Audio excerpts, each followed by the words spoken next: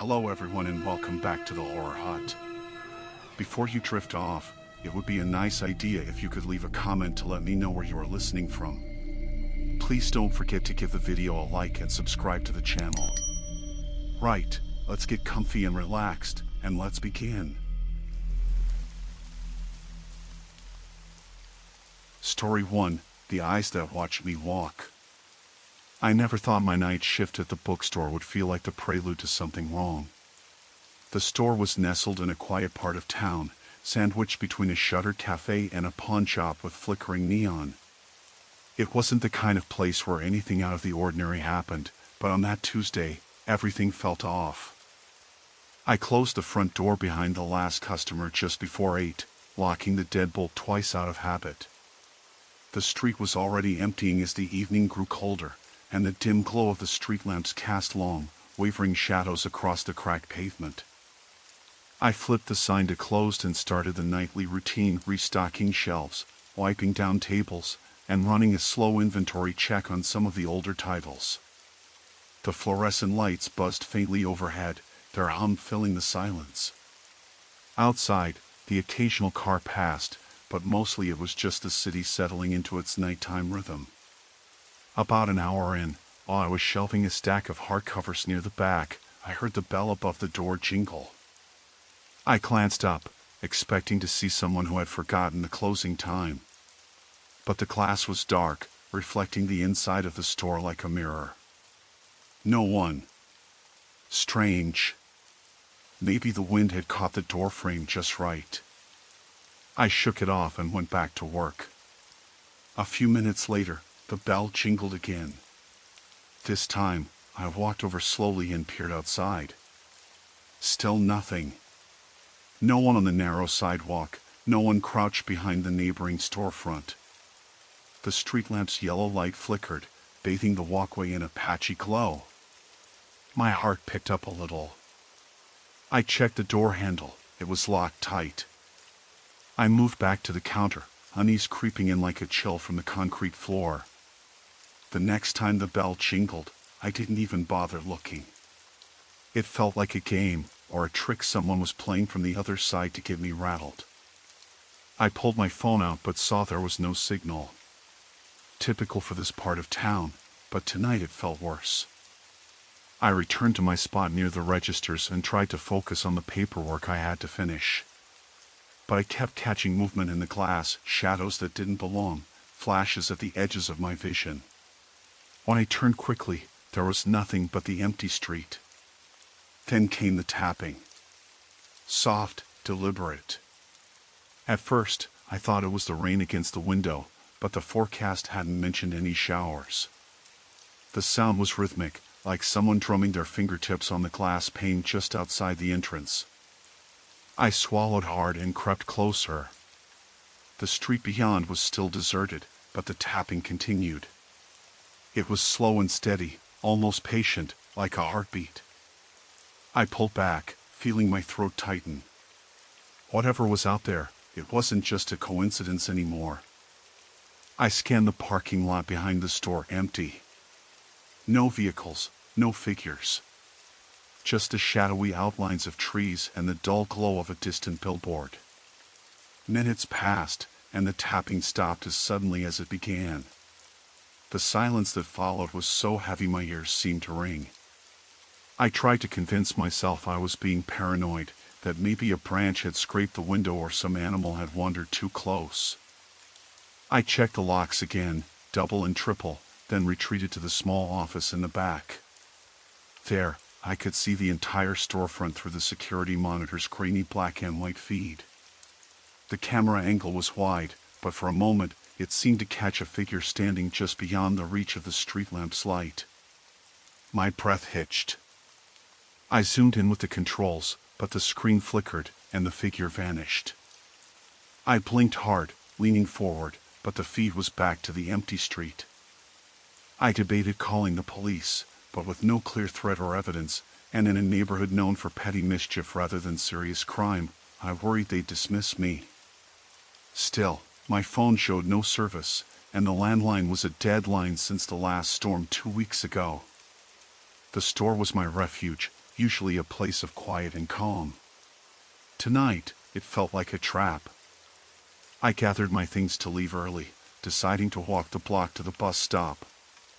Maybe getting out of the building would clear my head.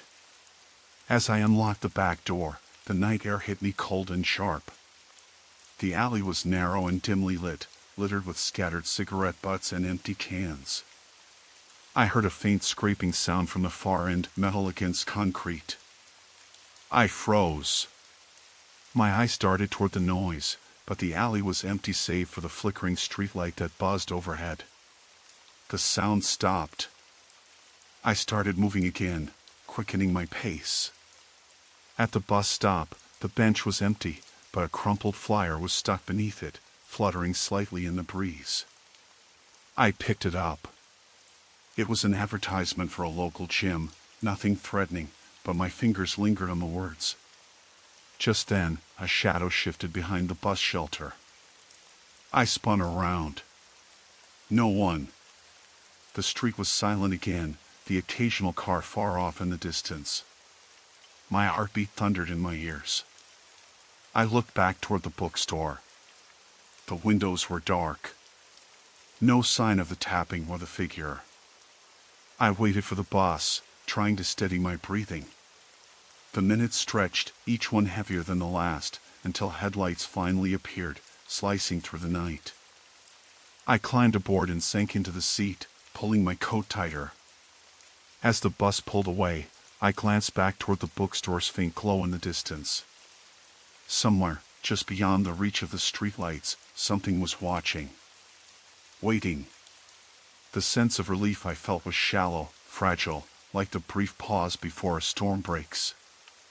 And I knew I wasn't safe, not yet. I had been living in that cramped studio apartment for just under 2 weeks when the unease started to creep in. The building was old, the kind with squeaky floorboards and drafty windows that rattled when the wind picked up, but it was affordable and close enough to my job to make commuting bearable. Nothing about the place suggested danger. At least, nothing at first. The first thing I noticed was the sound in the hallway. It was subtle at first, but unmistakable, a faint scraping noise, like nails dragging lightly across the linoleum floor outside my door. It was always late, around midnight or later, when I would be just about to fall asleep. The noises would start softly, almost hesitant, then stop abruptly. I told myself it was someone moving furniture or cleaning staff, or maybe even the old pipes creaking, but something about it made my skin crawl. One night, I stayed up to listen. I sat on the edge of my bed, the thin blanket clutched in my hands, and the hallway light spilled in under the crack of the door, dust motes swirling in the yellow glow. The scraping came again, slow and methodical, like something or someone was dragging a shoe along the floor. It moved from the end of the hall toward my door, then stopped. I held my breath, waiting for more, but the silence returned, heavier this time. The next day, I checked the peephole in my door. Nothing. The hallway was empty. The maintenance sign was still taped to the bulletin board, but the smell of fresh paint had long since faded. I tried to shake off the weirdness, chalking it up to old building noises or my imagination. Still, I double-checked the locks on my door before going to sleep. It was on Thursday night that I realized I wasn't just imagining things. I was home alone, my roommates out of town for the weekend. I had just finished dinner and was halfway through a show when I heard the faint scraping again. Except this time, it was accompanied by a low breathy sound almost like a sigh. It came from the hallway, right outside my door. My heart hammered against my ribs. I sat frozen, staring at the door, the noise sharp and clear in the silence of the room. I wanted to call the police, but I thought, maybe it's a neighbor or a drunk person who made it inside somehow. I tried to convince myself it was nothing. The sound stopped. I let out a shaky breath. Then there was a soft knock, 3 quick taps, deliberate. I froze again. It wasn't the kind of knock a neighbor would make, it sounded calculated, almost like a code. I didn't respond. I didn't move. Then a voice whispered, barely audible but chilling in its clarity, "Hey, I know you're in there." I scrambled to my phone, but it was dead. I must have forgotten to charge it. Panic clawed at me. I reached for the old rotary dial that I'd found in a box at a garage sale a few years back and kept on a shelf, mostly as a curiosity. It wasn't connected to anything. I was completely cut off. The whisper came again, this time a little louder, and it felt like it was right next to the door, breath warm against the wood. "Just open up. I won't hurt you." The rational part of my brain screamed that this was someone dangerous, but the voice had a strange calmness that unsettled me even more. Whoever it was, they knew I was alone. They had probably been watching me. The knocking continued in a slow, steady rhythm. I remembered the spare key I hid under a loose brick by the side of the building and debated running to grab it. But then I thought, if it's someone waiting out here, maybe they're watching the brick, too. I backed away from the door and crawled to my bedroom window. It overlooked a narrow alley and the parking lot where a few cars sat abandoned overnight.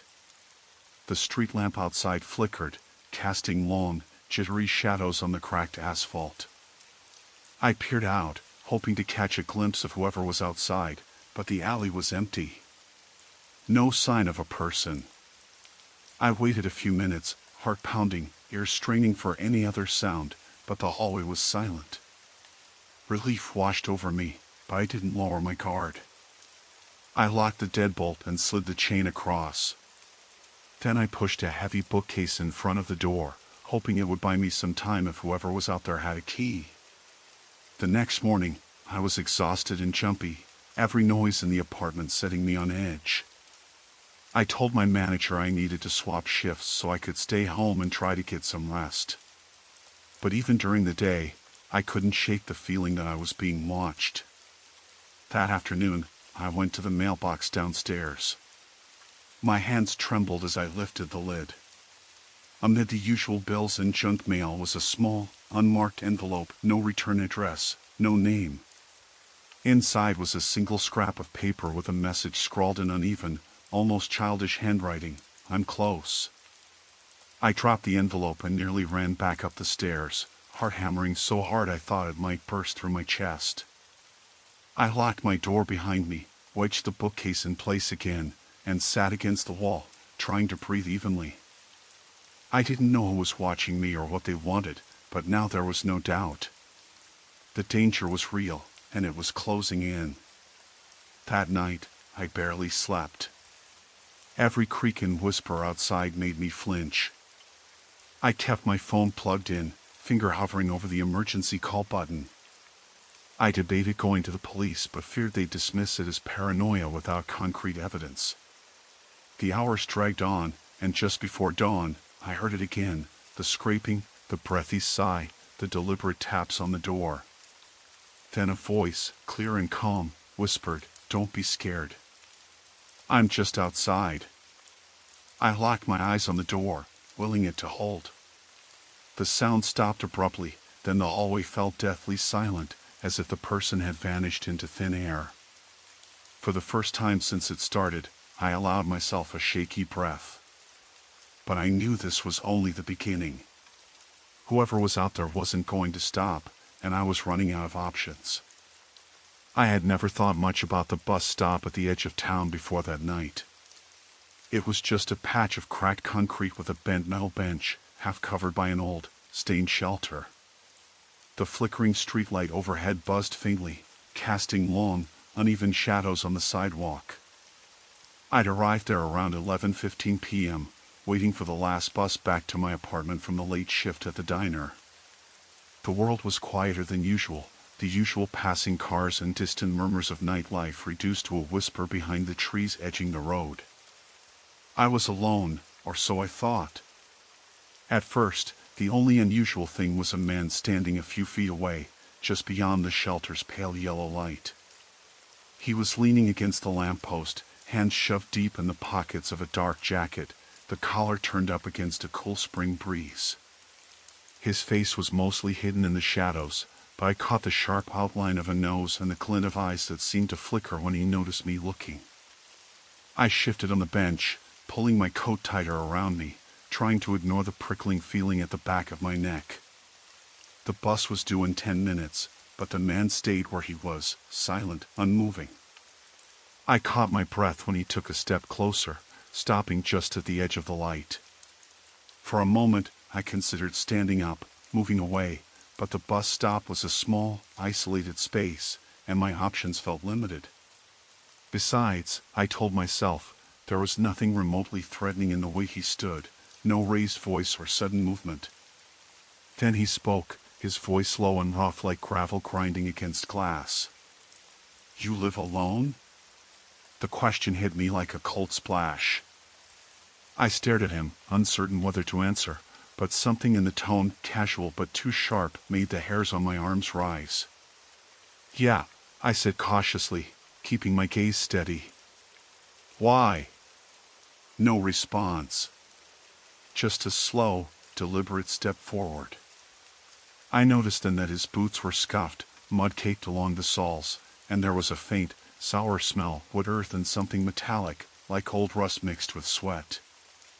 "I've seen you around," he said after a pause, voice almost conversational again. "At the diner. Night shifts." I nodded, swallowing hard. "Yeah. You're the one who closes up the place, right? Late nights, alone?" I felt my pulse quicken. "Yeah," I said again, more firmly this time. He smiled then, but it wasn't friendly. It was slow, deliberate, like he was tasting something unpleasant but enjoying it anyway. That must be lonely. The wind picked up, rattling the shelter's thin metal roof, and I pulled my coat tighter around me. I glanced around, no one else nearby, no cars passing. My phone was in my pocket, but I hadn't dared check it. I didn't want to show how nervous I was. "I have to catch the bus," I said, trying to sound steady. He didn't move, just tilted his head, eyes narrowing. "Where do you live?" "I could walk you." "No, thanks," I answered quickly, standing up. The bench scraped against the concrete, loud in the silence. He took a step back, then another, but stayed just within the glow of the streetlight. "Suit yourself," he said, voice flat. I swallowed my unease and walked to the edge of the stop, keeping my back to the road, eyes on the dark stretch of pavement ahead. The bus was late, and the minutes dragged by like hours. I kept glancing over my shoulder. The man remained where he was, watching me. When the bus finally came, its headlights cutting through the darkness, the man slipped away quietly into the shadows, vanishing before I could see where he was headed. I thought I was safe once I'd stepped onto the bus and the doors closed behind me. The interior was dimly lit, almost empty except for a few passengers scattered near the front. I found a seat near the middle, but even there, I couldn't shake the feeling that someone was watching. When I pulled out my phone to check the time, the screen illuminated the window beside me, revealing dark trees rushing past. That was when I noticed a reflection, a figure standing still on the side of the road. For a heart-stopping second, I thought it was the man from the bus stop, but when the bus passed, there was only a lone street sign and the empty shoulder. I tried to tell myself it was a trick of the light, a coincidence, but the dread in my stomach tightened like a fist. The bus ride was nerve-wracking, every stop a potential risk. I felt exposed, trapped inside a moving bubble with no way to escape if something went wrong. When the bus finally pulled up near my apartment, I was the only one to disembark. I hurried inside the building, the heavy door thudding shut behind me. The lobby was deserted, the fluorescent lights buzzing overhead in a monotonous drone. I fumbled with my keys, hands trembling slightly, and locked the door behind me. Upstairs, I could hear the muffled hum of a television from the apartment next to mine. I turned on every light as I passed through the hallway, the sudden brightness cutting through the lingering shadows. At home, I double-locked the door and slid the chain into place. I checked the windows, dragging the curtains closed even though it was late and the street was empty. Then, finally, I sat down on the couch, trying to calm my racing heart. I told myself I'd just been overthinking it, that the man was probably harmless or just a loner who liked to talk to strangers. But the echo of his voice lingered in my mind, the way his eyes had flicked to mine like a predator sizing up prey. I didn't sleep that night. Every creak in the apartment sounded like footsteps. Every shadow seemed to shift just beyond my field of vision. In the early morning hours, when the world outside was still and quiet, I heard a soft tapping at the window. I froze. The tapping came again, slow and deliberate. I didn't look. Instead, I pulled the curtains tighter and sat in the dark, waiting for dawn. I told myself I was being paranoid, but the gnawing feeling never left. I was driving home after my late shift at the hospital, the city's edges blurring into darkness as I moved farther out. The roads thinned, streetlights flickered past in uneven intervals, and the radio buzzed low with static between songs. It was a route I had taken hundreds of times, yet tonight something felt off. It began with that car behind me. At first, I noticed the headlights in my rearview mirror, a pair of dull yellow beams following at a steady distance. Not too close, but persistent enough to make me glance repeatedly. I thought maybe it was just coincidence. The road was narrow, and cars tended to group in clusters after midnight, but this one hadn't passed when I took the turn off the main highway onto the smaller county road. It stayed behind me, matching every acceleration and brake. A knot formed in my stomach when the car didn't turn off at the next intersection. Instead, it stayed its shape just beyond the reach of my headlights. I flicked on my blinker and slowed, hoping to lose it in the winding roads ahead. The car followed without hesitation. My hands gripped the wheel tighter, sweat prickling in my palms despite the chill in the cab. I tried to stay calm, reminding myself that the road was dark and maybe the driver was just lost. When I finally reached the small bridge that crossed the creek, I took a deep breath and pulled over, turning off the engine. The headlights behind me stopped a few feet short, flooding the cracked asphalt with an eerie glow. I sat frozen, heart pounding so loud it swallowed the quiet night. The other car idled, engine humming low, and then the headlights dimmed briefly before coming back on. Someone was watching me. I debated driving off, but the narrow road made that risky. The bridge was narrow, and the ditch on either side too deep. I tried to tell myself the driver was just waiting, maybe for a friend or to answer their phone. Still, I felt the weight of those eyes. I felt exposed. Finally, I unlocked my door and stepped out, the cold air hitting me like a slap. The night smelled of damp earth and rotting leaves, a sharp contrast to the sterile hospital where I'd been all evening. My breath puffed out in small clouds as I looked over my shoulder. The car's window rolled down with a slow mechanical whir. A man's face appeared, half-shadowed but unmistakably watching. He was older, maybe late 40s, with sharp eyes and a thin scar running down his left cheek. He smiled, but there was no warmth in it. "Car trouble?" he asked, voice smooth but laced with something I couldn't place. "No, just taking a break," I said, trying to keep my voice steady. "Long drive?" He nodded, eyes flicking to the road behind me. "This stretch gets lonely. You never know who might be out here." I forced a laugh, but the humor was hollow. The warmth in my fingers was slipping, replaced by a creeping chill as I stood alone on the bridge with this stranger. "Thanks for checking," I said, edging back toward my car. He smirked. "No problem. Be careful." I jumped in immediately and locked the doors. The car behind me didn't move for several minutes, the engine still running. Then, without warning, the headlights cut off and the car vanished. I sat there, trembling, the silence pressing in. Should I call the police? I didn't know what to report. A guy stopping to check on me? My phone was dead. The battery had died hours ago, and I hadn't charged it before I left the hospital, distracted and exhausted. I started the engine and pulled back onto the road, glancing in the mirror. No sign of the car. The relief was brief. Moments later, I saw it again, those same headlights flickering around the next bend, reappearing behind me like a bad omen. Panic flared. I accelerated, heart hammering, every nerve screaming to get away, but the dark road twisted, offering no escape route.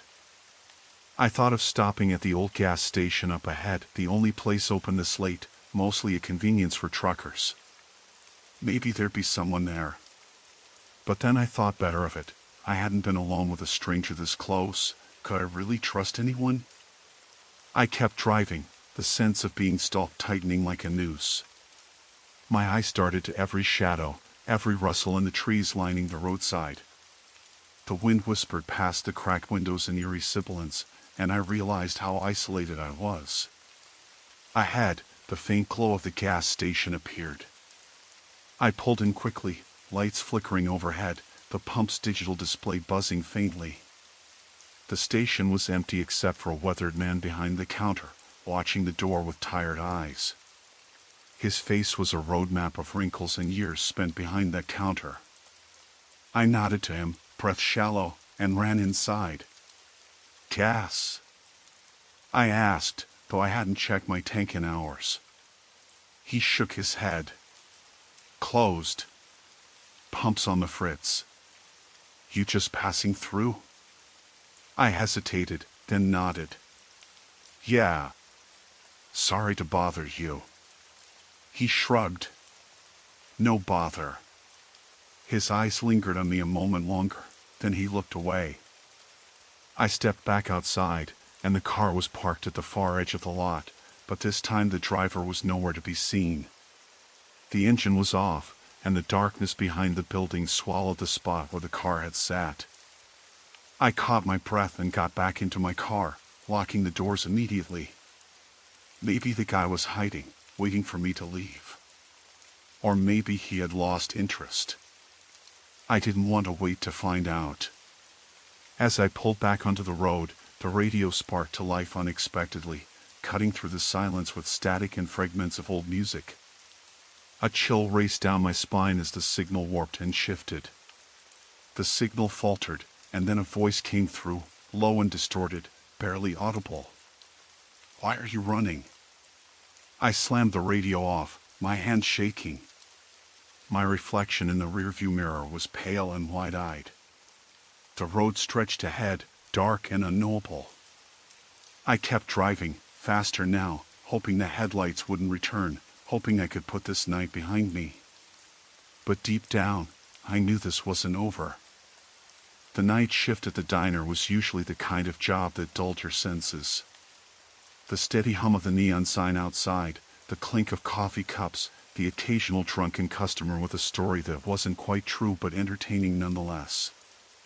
Tonight was supposed to be no different.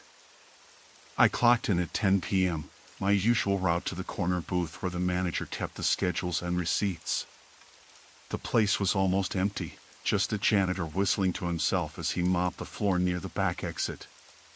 The fluorescent lights flickered intermittently overhead, casting a stuttering glow on the linoleum tiles that had seen better days.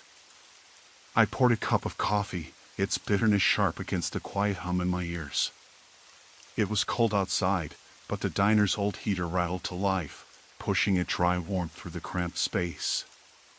A shadow moved outside the front window just as I was about to sit down. I glanced over, but there was nothing there, just the street lamp's pale circle of light and the occasional car passing by. Maybe a stray cat, or a trick of the wind. I shook my head, trying to focus. The first customers trickled in around 11:15, a pair of teenagers who ordered fries and milkshakes and whispered behind their hands. I recognized one of them from the morning bus stop, a lanky kid with a buzz cut and a nervous edge to his smile. The kind of kid who always looked like he was waiting for someone to yell at him. They didn't stay long, leaving behind the usual clutter of ketchup packets and half-empty salt shakers. The next few hours passed in a dull blur, broken only by a few lonely regulars, a trucker who wanted black coffee in the evening news, a woman who always asked for decaf and read a battered paperback, the janitor who came in for a bathroom break around midnight. The clock near the cash register clicked forward, inching toward 2 a.m. It was just after that when I noticed the man sitting in the far corner booth. He hadn't been there when I'd taken my first break 15 minutes earlier. He was middle-aged, maybe late 40s, with a rough, unshaven face and pale eyes that caught the light like ice chips. His clothes were a mess, dirty jacket, scuffed boots, but what unsettled me most was the way he kept his hands folded on the table, motionless, like he was waiting for something or someone. I tried to ignore him, but the feeling that something was off kept gnawing at me. He didn't order anything, just stared out the window as if tracking someone's movements on the street. I caught him watching me once when I refilled a coffee pot. His eyes didn't flicker away like most people's would. Instead, they seemed to hold on, heavy and deliberate. I told myself it was nothing, maybe he was just tired, or waiting for a ride. But then, after a few minutes, the janitor came through the kitchen door and greeted me with a tired smile that didn't reach his eyes. "That guy looks like trouble," he said quietly, nodding toward the man. "Yeah, I noticed," I whispered back, feeling my palms grow clammy. The janitor shrugged. "I've seen him hanging around the gas station down the road the past few nights. No one talks to him much." I nodded, trying to focus on wiping down the tables, but my mind was racing. The man's presence, the way he watched, the strange stillness in the diner, it was all starting to feel less random and more deliberate. Around 2:30 a.m., the door chimed again. A woman entered, shaking off her umbrella despite the weather being dry all evening. She was soaked, like she'd been caught in a sudden downpour somewhere else. She scanned the room and her eyes landed on the man in the corner. Her expression tightened, but she continued toward the counter. "Coffee, black," she said to me, voice low but steady. I poured her a cup, watching as she took a slow sip. The man shifted in his seat just slightly, enough for me to notice. The tension between them was palpable, like an invisible thread binding their attention. I wanted to say something, warn her maybe, but the words caught in my throat. Instead, I kept busy wiping down the counter and stealing glances at the man, who now held a folded newspaper in front of him. I thought I saw the faint outline of a photograph on the front page, but the dim lighting made it impossible to tell. "We don't get many people this late," I said, trying to break the heavy silence. She nodded but didn't answer. The man lowered the paper slowly, his gaze fixed directly on her now. That moment stretched out, a quiet standoff, before the woman finished her coffee and left without a word. I watched her hurry down the street, pulling her coat tighter around her. After a few minutes, the man stood up abruptly, leaving a crumpled dollar on the table. He didn't look at me or anyone else as he slipped out the front door and disappeared into the night. The diner felt colder once he was gone, even with the heater still sputtering away. I checked the clock, it was almost 3 a.m. I started cleaning up, but the feeling didn't leave me. The man's eyes, the woman's reaction, the way the janitor had warned me, all of it kept spinning in my head. I locked the back door as usual, but paused for a moment, listening. Outside, the street was empty except for the distant hum of cars on the highway. Just as I was turning off the neon sign, I noticed something on the floor near the booth where the man had sat, a folded scrap of paper, almost hidden beneath the cracked linoleum tile. I picked it up with a shaking hand. The words were scrawled quickly in black ink. "He's watching. Don't trust him." My heart hammered in my chest. I looked up toward the street, half expecting to see the man's pale eyes staring back. But the road was deserted, the street lamp's glow flickering against the creeping fog. I stuffed the note into my pocket and locked the diner's front door. Outside, the night was still, but something had changed. The air was heavier, the shadows deeper. I didn't want to be the only one left here anymore. Story 2, Last Train to Silent Hollow. The night shift at the warehouse had a rhythm that was almost hypnotic, machines thrumming, cardboard rustling, and the occasional clatter of a dropped box echoing down the cavernous space. I had worked there for nearly 6 months, and by now, the routine felt so familiar that I sometimes caught myself zoning out while stacking pallets. I liked the quiet hours after midnight when most of the city was asleep, and I could move through the dimly lit aisles with a kind of solitary calm that daylight hours never afforded. That Tuesday, I clocked in at 11:45 p.m. and settled into my usual spot near the back loading dock. The fluorescent lights flickered intermittently, casting long shadows against the concrete walls. I checked my phone 1:17 a.m. and thought about the leftover sandwich I'd packed for a midnight snack. The break room was a few hundred feet away, but I figured I could eat quickly without losing track of time. As I walked toward the break room, I noticed the exit door at the far end of the warehouse was slightly ajar. It was unusual. Standard protocol was to keep all external doors locked except the main entrance, which was manned by security. The door wasn't wide open, just cracked enough for a sliver of cool night air to drift inside, carrying with it the faint scent of wet asphalt and exhaust fumes. I frowned. Maybe the janitor had left it open for a moment. I made a mental note to mention it during the morning shift briefing. In the break room, the humming of the vending machine was the only sound besides the ticking clock. It was empty except for me, so I grabbed my sandwich and a bottle of water, then sat down at the corner table beneath a flickering overhead light. As I pulled back the wrapper, I heard footsteps just outside the room, slow and deliberate. "Hello?" I called out, but there was no reply. The footsteps stopped abruptly, then resumed, fading away down the hallway. My stomach tightened.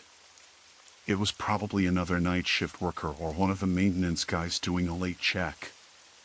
Still, I felt a little unnerved. Alone in a large, empty warehouse, strange sounds seemed amplified. Finishing my snack, I stood and headed back to my station, glancing over my shoulder as I did. The door at the far end was still open. That detail stuck with me more than it should have. I figured I would close it myself after finishing my shift. Back near my pallet stack, the overhead lights flickered again, and for a moment I thought I saw a shadow move just beyond the open doorway. I shook my head, blaming tired eyes and the flickering light. The warehouse had 100 places to hide, and my mind was playing tricks in the low light. I resumed stacking boxes, trying to focus on the task at hand. The night dragged on, slow and methodical. Around 3 a.m., the usual background noise was interrupted by a loud bang from the loading dock end, the one with the open door. I froze, heart pounding. The bang sounded like something heavy falling, maybe a metal container or a pallet jack tipping over. I stood up and walked cautiously toward the noise, the beam of my phone flashlight cutting through the dark. The open door was swaying slightly now, pushed wider by a sudden gust of wind. Outside, I could hear the faint hum of distant traffic, but nothing else. No footsteps. No voices. I closed and locked the door, double-checking the latch. As I turned back inside, I caught sight of a figure moving just beyond the windows, dark clothes blending into the night, standing still, watching. My breath caught. I blinked and looked again, but the figure was gone. An icy sweat broke out on my neck. I told myself it was probably a homeless person passing by or a worker from the neighboring warehouse out for a smoke break. Still, the feeling of being watched had settled heavily on me. I tried to shake it off, but the rest of the shift passed in a blur of unease. Every noise seemed sharper, the scrape of a box, the creak of the floor, the distant bark of a dog, the occasional car passing on the street outside. I kept my phone in hand, thumb resting on speed dial just in case. At 5 a.m., my replacement arrived, a tall guy named Mark who usually had a cheerful attitude.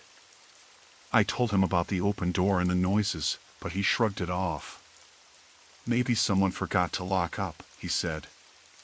It's been a long night for you. We walked toward the exit together. As I fumbled with my keys, I noticed a small, muddy footprint on the concrete just outside the door. It was fresh, still damp from the night's rain. I hadn't seen any puddles near the entrance before, and the footprint was too large to be mine. Mark noticed it too and nudged it with his boot. Looks like someone really was out here, he said. Maybe a tired delivery guy or something. I nodded, but my heart was still racing. The realization that someone had been close enough to leave prints outside the door unsettled me far more than I wanted to admit. As we stepped into the cold dawn, I felt exposed in a way I hadn't before. The warehouse, usually a fortress of routine and familiarity, had revealed an unsettling vulnerability. I glanced back once more, half expecting to see those dark clothes lurking in the shadows. But the lot was empty. I told myself it was over for now. But the memory of that night, the open door, the footsteps, the watching figure would not let me rest easily. Something had been there. And it was still out there. I was supposed to meet Jen at the cafe on 8th and Market after work. It was a small place, just a block from my office, the kind of hole-in-the-wall spot with cramped tables and a rusty espresso machine that sputtered like it was about to give up any minute. The rain was steady, a cold drizzle that soaked through my coat before I even got out of the building. I pulled the hood up tighter and tried to ignore how the damp clung to the back of my neck, making me feel exposed and vulnerable. Inside the cafe, the air smelled like burnt coffee and the faint tang of wet wool from the coats hanging by the door. Jen wasn't there yet, so I picked a corner seat with a view of the street. I liked watching people pass by when it rained, everyone hunched over, collars up, trying to disappear from the world. I ordered a black coffee, no sugar, and pulled out my phone to scroll through the emails piling up. The cafe's bell jingled softly every time the door opened, and a few people shuffled in, mostly regulars, I guessed, nodding greetings to the barista. The place wasn't busy, but it had that quiet hum that made me relax after a day stuck in the fluorescent light of the office. I was halfway through my coffee when the door opened again, and a guy came in, soaked from the rain, dragging his feet on the mat like he was tired and cold. He had a baseball cap pulled low, and he kept rubbing his hands together like he was trying to warm them up. Nothing about him seemed out of place at first glance, but then, as he stood near the counter waiting for his drink, he kept glancing over at me. Not just a quick glance, but like he was trying to read something on my face. I caught his eye once, and he looked away fast, but his stare stuck with me. I tried to shrug it off, maybe he thought I looked familiar. The barista handed him a cup, and he moved to sit at the table next to mine. The cafe was small, and the chairs were packed close together, so I could hear everything, the scrape of his boots on the floor, the soft slurp of his coffee. I tried to focus on my phone, but the silence between us felt heavy. The rain outside had picked up, tapping louder against the windows, and the dim light made everything seem a little cold and gray. After a few minutes, I caught him looking over again. This time, he didn't bother hiding it. What unsettled me was the way his eyes narrowed, like he recognized me but didn't want me to know he did. I turned away quickly, pretending to read an email, but my heart had picked up a steady beat. Jen finally showed up, pushing the door open with an apologetic smile. I felt a brief flicker of relief. I motioned her over, and as she slid into the seat across from me, the guy got up and left without a word. "Sorry I'm late," Jen said, pulling her scarf tight around her neck. Traffic was a nightmare. She looked tired, and I wanted to tell her about the guy, but I wasn't sure what to say without sounding paranoid. We talked about work and weekend plans, trying to shake off the strange feeling the cafe had left. But I kept glancing at the door every time it jingled. When we finished, Jen insisted on walking me back to my apartment. The rain had finally stopped, leaving the streets slick and shiny under the streetlights. We took the long way through the park, following the path that cut behind the old library. The park was mostly empty, just a couple walking their dog in the distance, the leaves dark and dripping. I was glad for Jen's company, but my unease hadn't gone away. I noticed a man sitting on a bench ahead, his hoodie drawn tight over his head. He was looking down at his hands, but as we passed, I felt him glance up, right at us. "Did you see that guy in the cafe?" I asked Jen quietly. She frowned. "No, who?" I hesitated. There was this guy who kept looking at me. It was weird. He sort of watched me. Jen gave me a sidelong look. "Maybe you're just tired. You've been working too much." Maybe she was right, but I couldn't shake the prickling at the back of my neck. We turned off the path and headed toward my building. The streetlights flickered as we walked, casting long shadows across the cracked sidewalk. I kept checking over my shoulder. The park was empty now except for the man on the bench, and he was still there, unmoving. Jen stopped by the entrance to my building. "You sure you're okay?" I nodded, but my voice was tight. "Yeah, I'm fine." She gave me a quick smile and hurried off down the street. I fumbled with my keys, my hands trembling. The lock clicked open, and I pushed the door behind me, locking it immediately. The hallway was dark and smelled faintly of old carpet and stale air. I paused, pressing my back against the door, trying to calm my racing heart. Then I heard footsteps in the stairwell. Slow, deliberate, coming up from the floor below. I held my breath. The footsteps stopped. Then, a faint scrape against the door, a soft, almost tentative sound, like someone testing if it was locked. I bolted down the hall to my apartment, slammed the door shut, and twisted the deadbolt. The key rattled in the lock, and I dropped it on the floor. My hands were shaking so badly I could barely breathe. I pressed my ear against the door, waiting, but the footsteps didn't come closer. They just stopped. Then, after what felt like an eternity, they retreated back down the stairs. I didn't move for 5 minutes, then grabbed my phone and called Jen. "Can you come back? I think someone was trying to get in." Her voice was calm but urgent. "I'm on my way." I locked every door and window I could find, pulled the curtains shut, and waited, the silence inside the apartment suddenly crushing. When Jen arrived, she stayed with me until I felt a little less like I was going to lose it. We called the police, who said they'd send someone by later to check the building, but with no clear suspect, there wasn't much they could do right away. That night, I left the lights on and sat with my back to the door, feeling like someone was just outside, watching. The rain started again, steady and cold, and I realized then that whoever it was, they hadn't finished with me. The evening sky was the kind of pale gray that made everything seem washed out, like the world had been drained of color and warmth.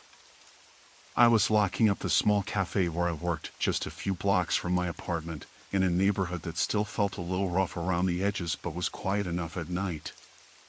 I was tired, my feet aching from standing almost non-stop, but I welcomed the familiar rhythm of shutting down the day's work. The soft click of the lock and the hum of the streetlights flickering on were strangely comforting. As I stepped out onto the sidewalk, the air had that damp chill that settles just before it rains. I wrapped my jacket tighter around me, pulling the collar up against the wind. The street was mostly empty, just a few parked cars and the occasional distant sound of a car passing by. I checked my phone 8:17 p.m. I still had a 20-minute walk home, but I usually liked the solitude at this hour. It gave me time to think, to unwind. I pulled my scarf closer as I walked. The pavement was slick from an earlier drizzle, reflecting the street lamps in scattered pools of yellow light. I kept my head down, ears tuned to the usual sounds of night, a dog barking somewhere behind a fence, the rustling of leaves in the breeze, the faint thud of music from a nearby apartment. Nothing out of the ordinary. But then, a noise caught my attention, footsteps. Not far behind me.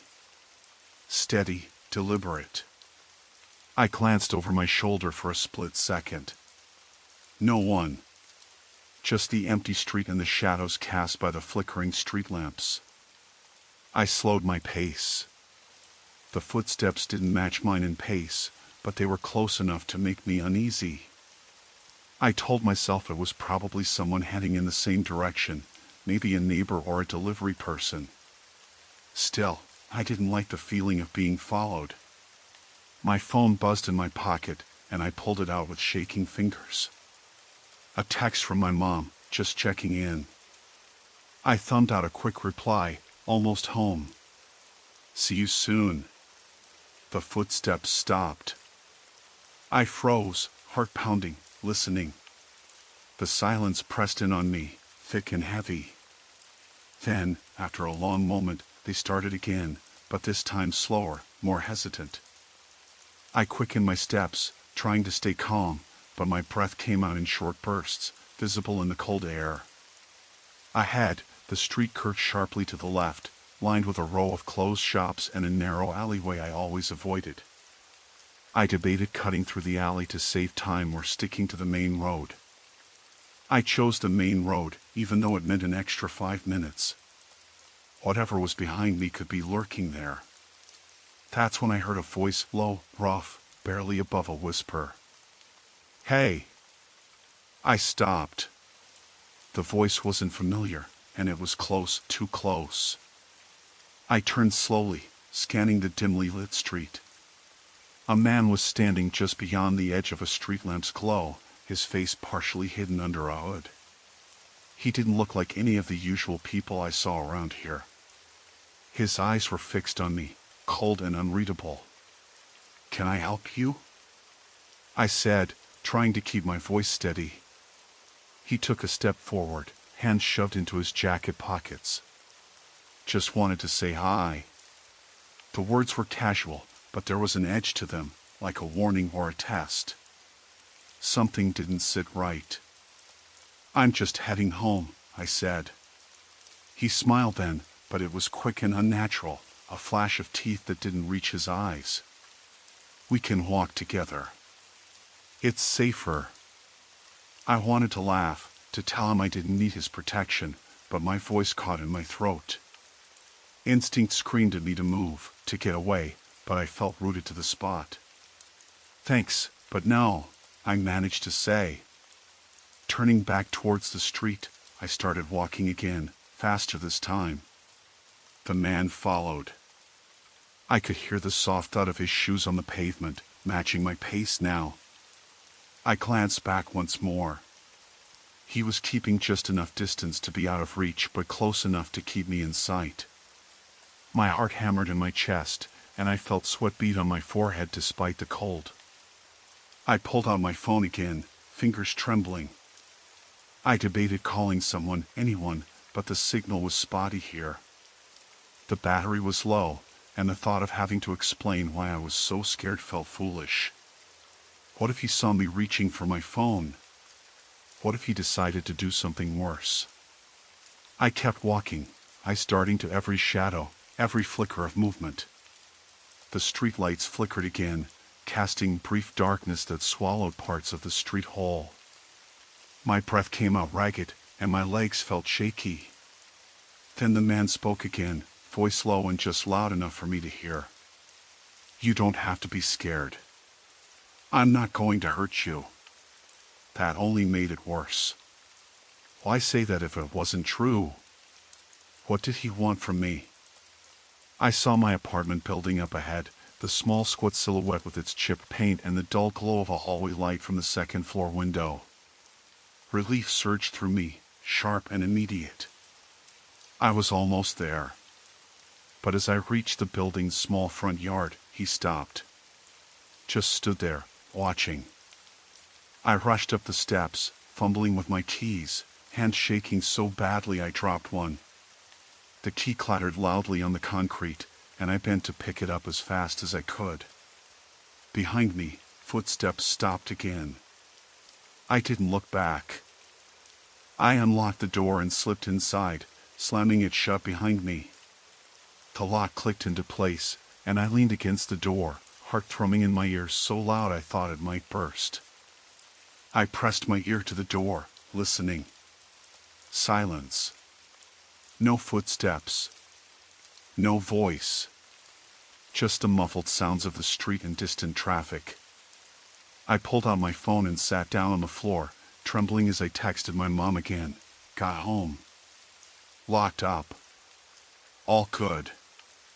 I stayed there for a few minutes, trying to calm my shaking hands and slow my racing heart. After a while, I checked the peephole. Nothing. No sign of him. I told myself it was over. That maybe he wasn't a threat after all, just someone lonely, or drunk, or messed up in some way. But the knot in my stomach didn't loosen. I knew I couldn't stop thinking about it. What if he came back? What if next time I wasn't so lucky? I locked every door and window, pulled every curtain tight, and sat in the dark, listening to the quiet hum of the city beyond my walls. The room felt smaller somehow, the shadows longer. Outside, life went on, indifferent and unaware. But inside, I felt trapped, caught in a moment where safety was fragile, and danger had slipped just through the cracks. The late afternoon light was growing thin as I stepped out of the subway station onto the cracked sidewalk of 34th Street. I checked my phone out of habit, no signal. I'd been offline for a while, a self-imposed digital detox from the constant noise of work emails and social media. I'd planned to meet Ryan at the corner cafe, a place we discovered by chance a few weeks ago. It was quiet, tucked between a laundromat and a dry cleaner, the kind of spot where the hum of conversations was low and people rarely lingered. Perfect for escaping the city's usual chaos. I pulled my jacket tighter. The air had shifted, cooler than the weather app had predicted.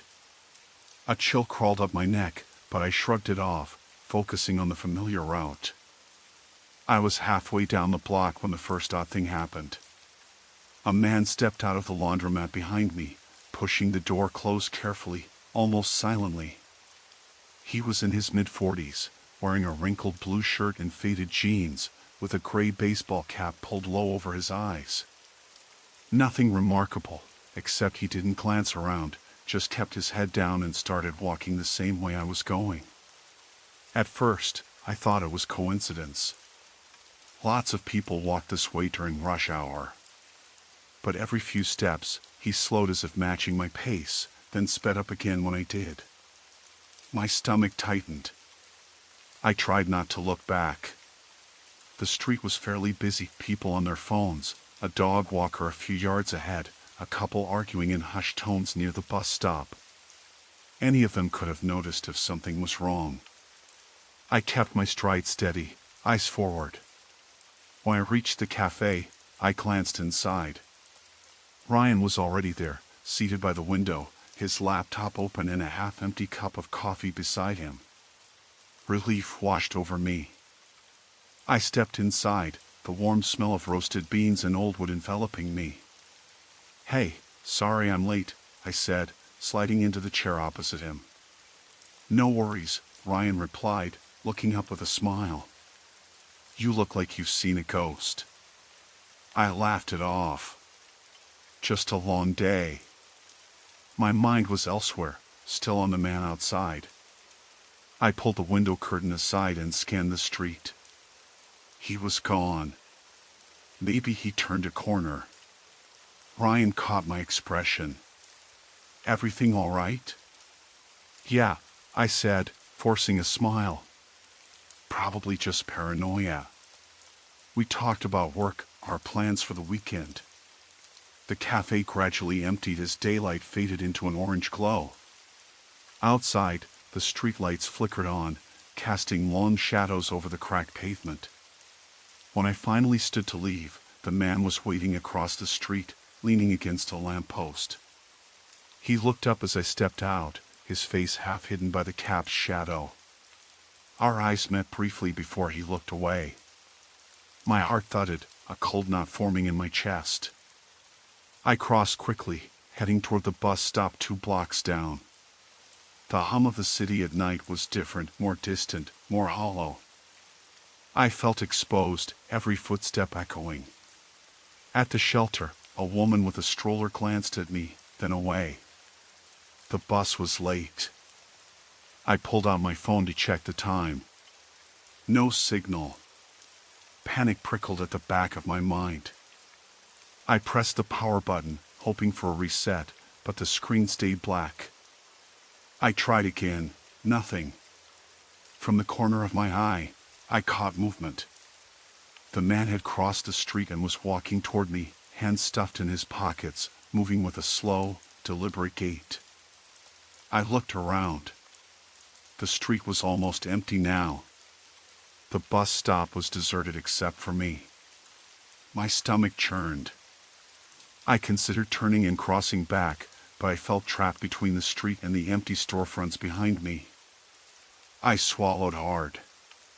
The man stopped outside the shelter, about 10 feet away. He looked at me, then said something I couldn't hear over the distant traffic.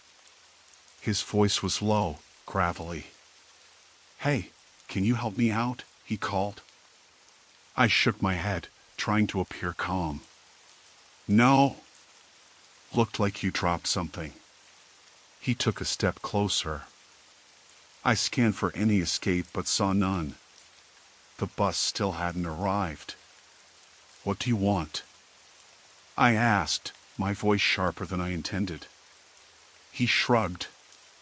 "Just trying to get by." His eyes were dark and unreadable. "You got a phone?" "I'm on my last battery." I hesitated. Could I trust him? Something about the way he spoke was off, like he was testing boundaries. "I don't have one," I said, stepping back. He smiled, but it didn't reach his eyes. "All right, no worries." He lingered a moment, then turned and walked away, disappearing around the corner. The bus arrived seconds later. I climbed aboard, heart pounding, and sat near the back, eyes fixed on the door as it closed behind me. The ride home was a blur. I kept checking the windows, half expecting to see the man chasing after the bus, but he never appeared. When I unlocked my apartment door, the familiar click of the lock and the soft creak of the floorboards beneath my feet brought a measure of comfort. I set my bag down and locked the door again, double-checking the deadbolt. Still, I couldn't shake the feeling of being watched. I checked the peephole. The hallway was empty. The building's dim lights flickered faintly. I tried my phone one more time. Signal. But there was a missed call from an unknown number. My fingers trembled as I stared at the screen. I didn't call back. Instead, I sat down, pulling the curtain shut, and listened to the quiet hum of the city outside, wondering if tonight had been just a coincidence or the start of something far worse. I didn't think much of it at first, the way the man had lingered near the entrance of the grocery store. I was just finishing up my weekly shopping, bagging the last of the cold cuts and the bread when I noticed him again. He was tall, a little too lanky, with a beat-up green jacket that looked like it hadn't seen a wash in weeks. His eyes were sharp, scanning the crowd in a way that felt more like hunting than waiting. I caught his gaze for a split second, and instead of looking away like most people do, he held it, just long enough for me to feel a prickling unease crawl up my spine. I shook my head, telling myself I was overreacting. The neighborhood had its share of rough characters. Maybe he was just waiting for someone. I paid for my groceries and stepped outside. The afternoon sun was waning, shadows stretching long across the cracked pavement. The air had that brittle sharpness that hinted at the end of fall, and the sky was a dull gray smudge. I clipped my jacket tighter around me and started walking toward the bus stop 2 blocks down. I needed to get home before dark. The man was still there. Not just near the store, he was walking parallel to me now, a good 10 feet away but matching my pace. I shifted to the other side of the street, passing a cluster of parked cars, but he mirrored the move, staying at the same distance. I tried not to look too obvious about it, but my heart thudded louder with each step.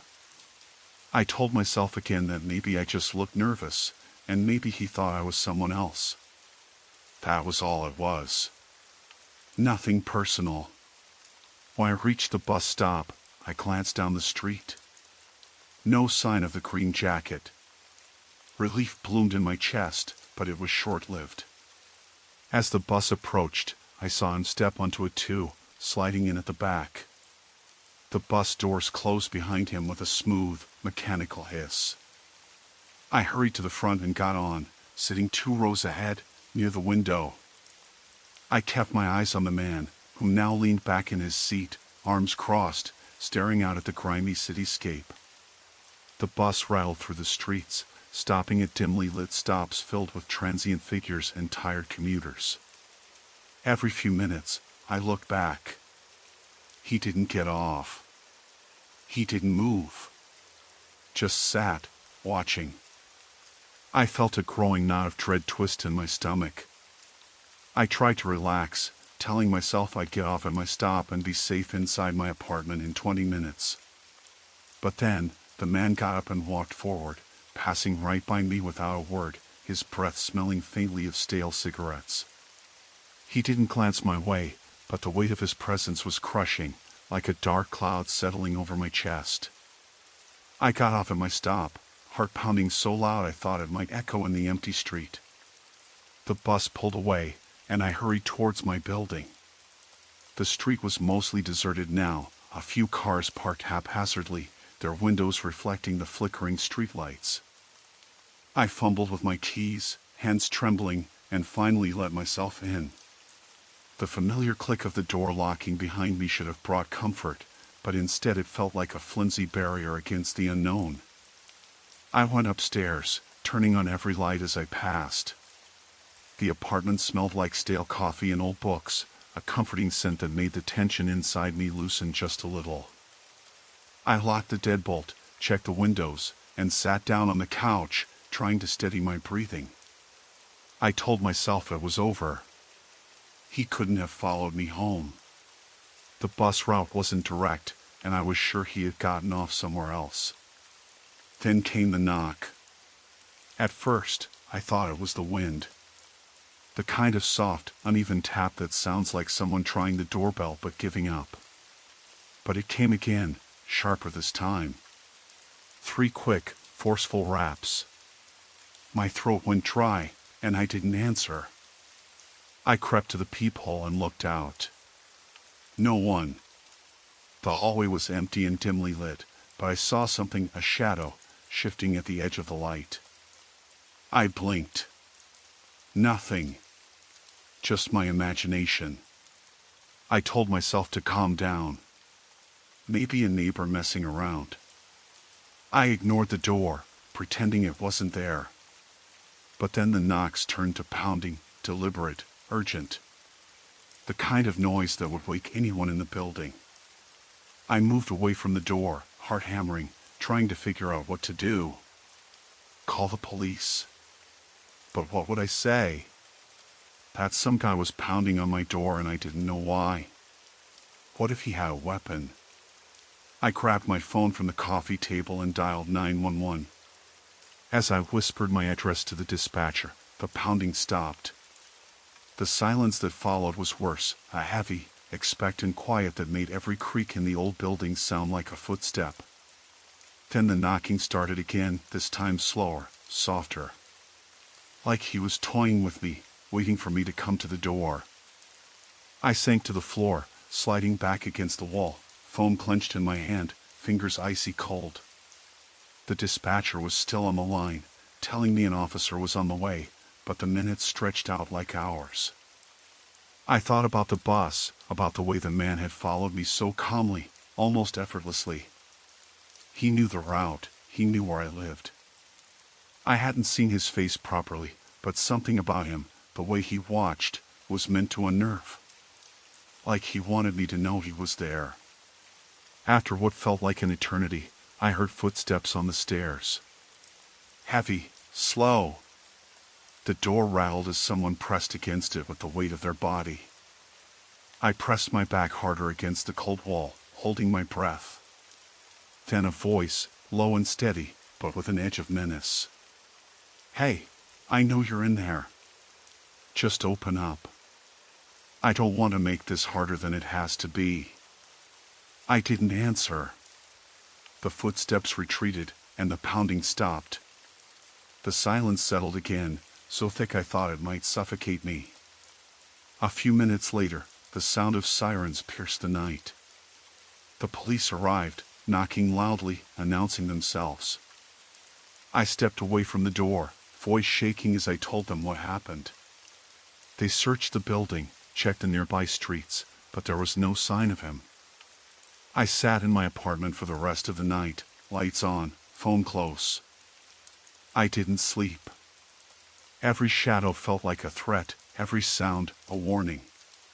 The man with the green jacket was gone, for now, but I knew this wasn't over. Not by a long shot. Story 3, Whispers Beneath the Shattered Window. I had never felt especially uneasy walking home from the train station before. The route I took was routine, through a row of dimly lit streets lined with small shops and apartment buildings where most doors were unlocked by the time I passed. I left the station around 11 p.m., the last train from the city center. The weekend crowd had mostly dispersed, leaving only a handful of late-night wanderers and the occasional bicycle zipping through. That night, the air tasted faintly of rain, but the sky was clear. Streetlights flickered sporadically, casting long shadows over the cracked pavement. I zipped my jacket up to my chin, the chilly breeze slicing through the fabric. The sound of my footsteps echoed off the empty walls behind me. The deeper I went into the neighborhood, the quieter it became. I had my earbuds in, playing a low-volume playlist of old blues songs, but I kept one earbud loose so I could still hear the world around me. As I turned onto Maple Street, something felt off, not a loud noise or a sudden movement, but an almost imperceptible shift in the atmosphere, like the air was heavier and the shadows deeper. My skin prickled. I slowed my pace, glancing down the block. A man was leaning against the side of a closed convenience store, his hands shoved into a threadbare jacket. He was watching me. Not looking away or distracted, a fixed stare that made my stomach tighten. His face was shadowed, but I could see the glint of his eyes reflecting the streetlight. I passed at a distance, telling myself I was imagining it. Halfway down the block, the man stepped away from a wall and began walking in my direction, keeping a steady pace behind me. The sound of his footsteps was muffled, but I could catch them over the music now playing in my ears. They were deliberate, not random. An uneasy feeling crept up my spine. I kept looking over my shoulder, but every time I did, he was just far enough behind to slip out of clear view.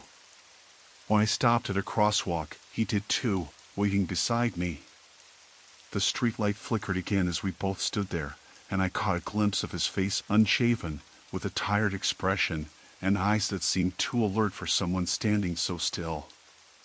I tried to pretend I wasn't bothered, focusing on the faded lines of the crosswalk and the occasional rattling of a distant garbage truck.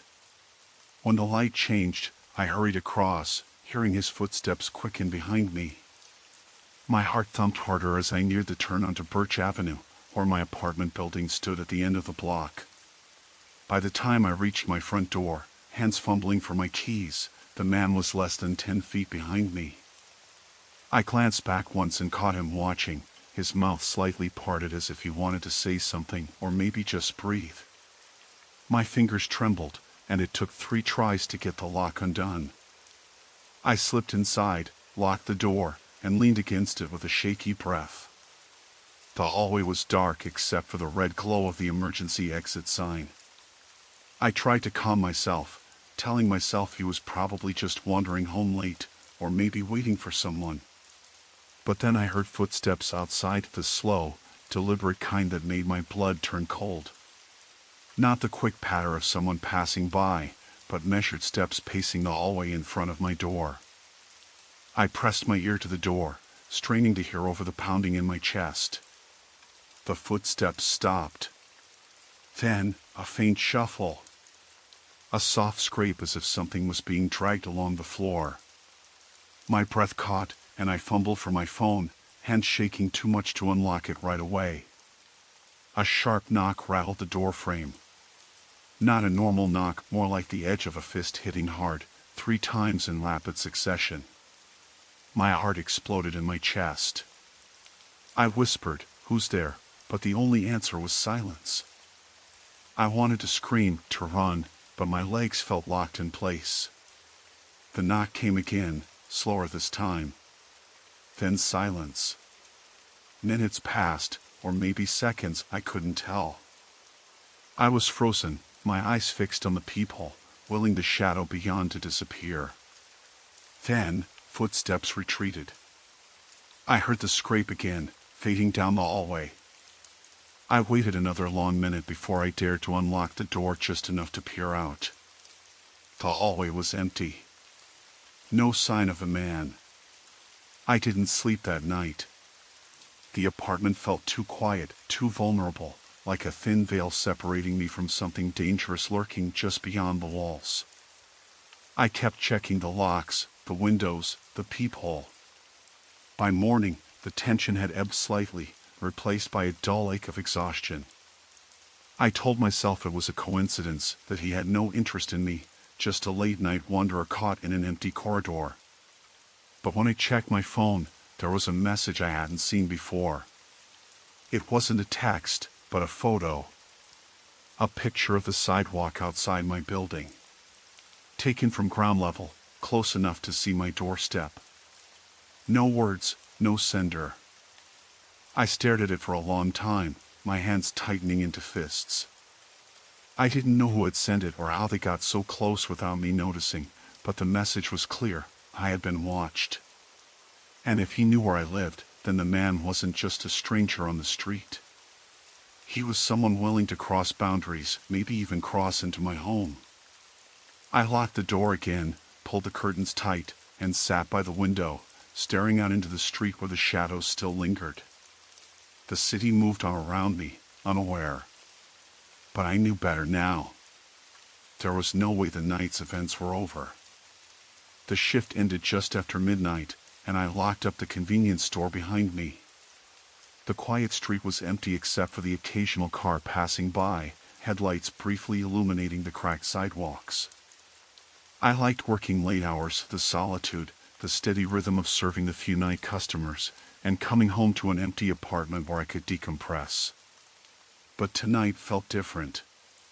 Maybe it was the weather, a thick fog had rolled in, muffling sounds and swallowing the streetlight's glow, or maybe it was just me. I checked my phone as I walked to the bus stop a block away. No missed calls or messages, just the usual slew of notifications I never had time to read during the shift. The bus was due in 10 minutes, so I stood on the curb, hands jammed deep in the pockets of my jacket, trying not to focus on the figure sitting on the bench across the street. I hadn't noticed him before. He was hunched over, shoulders shaking slightly, his breath making little clouds in the chilly air. I couldn't see his face clearly, just the outline beneath a dark hoodie. I told myself not to worry. Maybe he was homeless, waiting out the cold until a shelter opened or a friend could pick him up.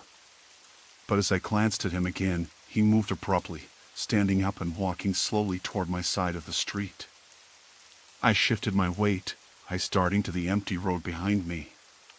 There was a flicker of movement. He stopped, then veered away, disappearing down a side alley. The bus hadn't come yet. I debated crossing the street to the bench and asking if he needed help. But something about the way he moved didn't sit right.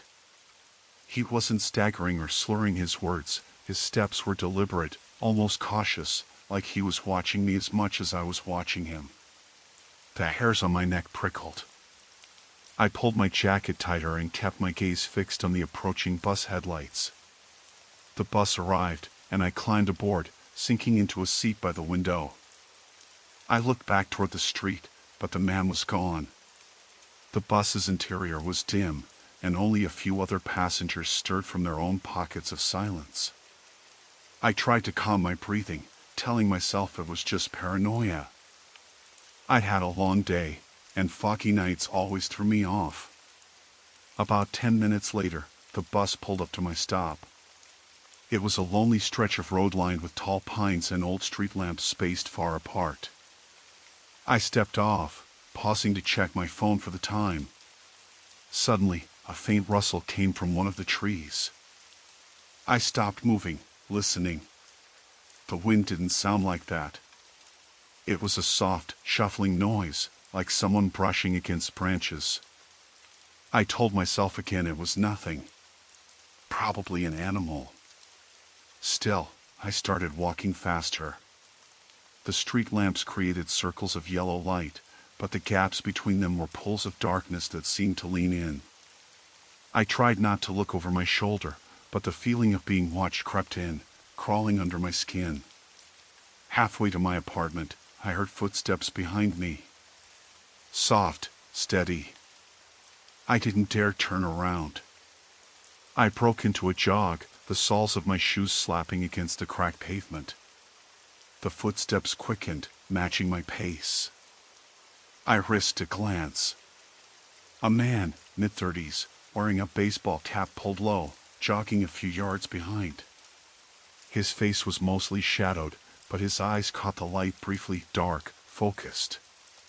My heart hammered in my chest. I crossed the street, then the next block, hoping to lose him in the maze of side streets. But each time I changed direction, he followed. My phone buzzed in my pocket. I yanked it out, hands trembling, but it was just a weather alert. I considered calling 911, but the idea of yelling for help on these empty streets felt hopeless. I was alone, vulnerable, and no one would hear me. Turning down a narrow alley to my right, I hoped to slip behind the buildings and reach my apartment's back entrance faster. The alley was littered with trash and smelled faintly of damp wood and rot. The streetlight at the mouth of the alley flickered erratically, casting long, jittery shadows. The footsteps behind me grew louder, closer. I stopped and spun around. The man stood 10 feet away, breathing heavily, eyes locked on mine. There was no smile, no greeting, just an expression that was hard to read. His mouth twitched, like he wanted to say something but didn't. "Hey," I said, voice uneven. "You lost?" He took a step closer. "No," he said quietly. "Just making sure you get home safe." My skin crawled. That wasn't a kindness, it was a threat dressed up as concern. I backed away, fumbling for my keys. My fingers trembled, and I dropped them on the ground. They clattered loudly against the concrete. He smiled then, a brief, tight smile that didn't reach his eyes. "Let me help," he said. I darted past him, heart racing, and sprinted toward the back door. It was unlocked, as usual. I slammed it shut behind me, locking it quickly. The apartment was dark and quiet except for the hum of the refrigerator. I leaned against the door, sliding down to the floor, hands pressed over my pounding chest. I called my roommate, but her phone went straight to voicemail. I didn't want to call the police yet, no proof, just a gut feeling and a guy who could probably vanish into the fog outside. I pulled the curtains tight and double-checked all the locks. Still, I couldn't shake the feeling of eyes on my window. I turned on every light in the living room and sat by the front door, clutching a kitchen knife. Sleep was impossible. Every creak of the old building made me jump. Hours passed, then dawn's pale light crept under the blinds. The man was gone. No footsteps outside, no signs that he tried to get in. Just the lingering dread, the knowledge that someone had followed me home, that now I wasn't safe in the one place I thought I could be. I didn't know who he was, or what he wanted, but I knew one thing for sure, the night hadn't ended when I'd left work.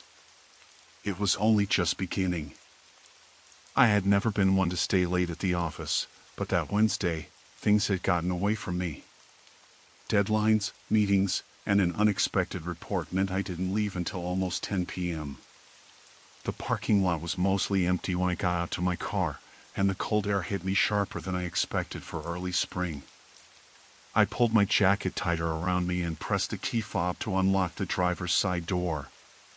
The usual beep echoed through the near-empty lot, but then, somewhere beyond the edge of the parking rows, I heard what sounded like footsteps, slow, deliberate, but not hurried.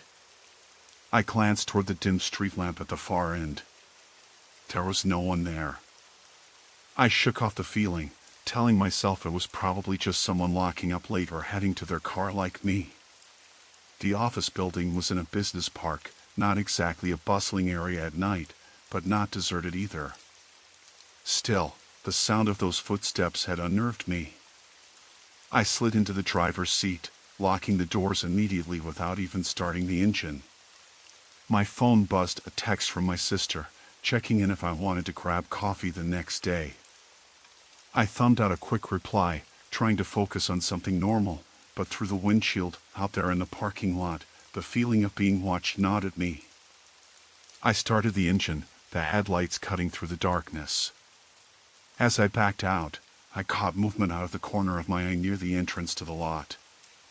A figure, standing just beyond the reach of the light, tall enough to be a man, but the shadows swallowed the rest. I blinked, and the figure was gone. I told myself I must be imagining things. Maybe a security guard or a janitor finishing up. I eased onto the road and headed home. The drive was quiet, the radio off, just the hum of the engine and the occasional groan of the tires on wet asphalt from the light rain that had started. My neighborhood was usually calm, but as I turned onto my street, I noticed a car parked halfway up the block that I didn't recognize. It was an older model, dark blue, with tinted windows. The kind of car that didn't belong here. The street was mostly empty at this hour. Most of my neighbors had already turned in. I felt a prickling sensation on the back of my neck. I pulled into my driveway, locking the doors as soon as I was inside the house. The lights in the living room flickered briefly before settling. I wondered if the storm was messing with the power. I tried to focus on something mundane, putting my keys on the table, taking off my shoes, but the quiet stretched too long and the house felt too empty. The windows to the backyard revealed nothing but the swaying shadows of the trees. Then the phone rang. I jumped, nearly dropping it. The caller ID was blocked. "Hello?" I said, voice hollow. No answer. Just a faint, steady breathing on the other end. I hung up, heart pounding. I told myself it was a prank call, probably someone messing around, kids in the neighborhood or some random telemarketer with a glitch. I tried locking the front door again, even though it was already locked, double-checking the deadbolt. I peeked through the peephole, nothing but darkness. That night, sleep was elusive. Every creak, every distant sound made me sit bolt upright. I kept imagining footsteps outside my windows or the faint outline of someone standing beyond the porch light. Around 2 a.m., my phone buzzed again. Another blocked number. This time, I didn't answer. Instead, I texted my sister, telling her to call me first thing. My mind raced with all the what-ifs. What if someone was watching? What if that car was waiting for me to come home? What if those footsteps in the parking lot weren't imagined? The feeling of being trapped in my own home, a place I should have felt safest, was nothing like the usual unease that came with late nights. Before dawn, I heard the scrape of something heavy near the back door. I froze, listening. A faint, metallic tapping. I grabbed the baseball bat from the closet and crept silently to the kitchen window overlooking the backyard. There, in the shadows, I saw a figure crouched near the door. He was wearing dark clothes and a hoodie that obscured his face. My breath caught. He straightened and looked toward the house, but from the kitchen, I was hidden. I dialed 911, whispering my address, trying not to make a sound. The operator stayed on the line, reassuring me that officers were on the way. The figure paced near the door, pulling at the handle, which was locked tight. Then, after a few minutes, he stepped back, looked around again, and disappeared into the night. The sirens came moments later, flashing blue and red through my front windows. 2 officers circled the house, shining their flashlights into the backyard and checking all entrances. They found no sign of forced entry, no footprints in the damp earth, just the faint scrape marks on the bottom of the door frame. They took my statement, asked if I had any enemies or recent conflicts. "No," I said. "Nothing like this." They told me to stay at a neighbor's house if I felt unsafe and that they would patrol the area more regularly. I thanked them, but even after they left, the house felt hollow. I sat on the couch, the bat resting across my lap, and tried to convince myself this was over. But as dawn broke, I realized whatever this was, it wasn't finished. The afternoon had been ordinary enough, the kind of quiet day I usually appreciated after long shifts at the diner. I left work at 4, the sun just starting to lean westward, casting that soft amber glow that makes everything look a little warmer, a little safer. I was tired, my feet aching from hours on concrete, and all I wanted was to go home, make a cup of tea, and read for a while before dinner. The neighborhood was usually calm in the late afternoon, families walking dogs, kids on bikes, the usual suburban hum. But that day, something felt off the moment I stepped out of the diner. I noticed a man leaning against a lamppost across the street. Nothing unusual about that in itself. People waited for buses, for friends, but there was something about the way he held himself. His eyes were fixed on me, not just glancing, but watching, unblinking, like a predator sizing up prey. I caught his gaze and immediately looked away, crossing the street quickly. I told myself it was just a coincidence. Maybe he was bored or waiting for someone else. Still, the knot in my stomach tightened. Walking past the corner store, I bought a bottle of water and checked my phone. No new messages, no missed calls. The streets behind me were quiet, save for the faint hum of distant traffic. I decided to take a slightly longer route home, one that cut through a narrow alley between 2 apartment buildings. It wasn't the best idea, looking back, but it was faster, and I wanted to get home before dark. The alley was shaded and a bit grimy, litter scattered along the edges, crumpled soda cans, old flyers, a broken umbrella. The usual graffiti adorned the brick walls, faded tags overlapping like layers of forgotten conversations. I kept my steps steady, my eyes scanning the shadows. The air smelled faintly of damp concrete and something metallic, maybe rust or old car oil. Halfway through, I heard footsteps behind me. Not loud, just soft enough to be heard if I listened closely. I stopped and waited. The footsteps paused too, then resumed, matching my pace. My heart started to race, breath quickening, but I told myself to stay calm. Maybe it was just someone heading home too.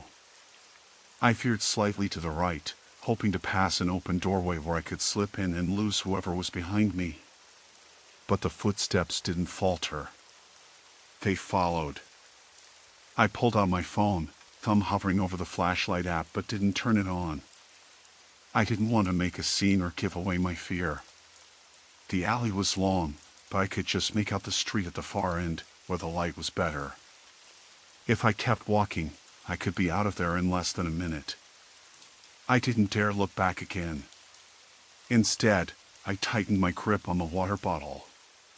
It felt ridiculous, but it was something solid in my hands. The footsteps grew a little louder, matching my pace precisely, like a shadow mimicking every movement. Suddenly, I heard a low voice whisper behind me. I couldn't make out the words, but it was close, so close my skin prickled. I broke into a jog, heart slamming against my ribs like a hammer. The voice followed, repeating something indistinct, urgent. Bursting out of the alley, I found myself on a surprisingly busy street. Cars passed, people chatted on sidewalks, oblivious. I slowed, trying to shake the panic. I glanced behind me. No one. I told myself I must have imagined the voice, the footsteps. Maybe the man from the lamppost had left. Maybe I was just exhausted.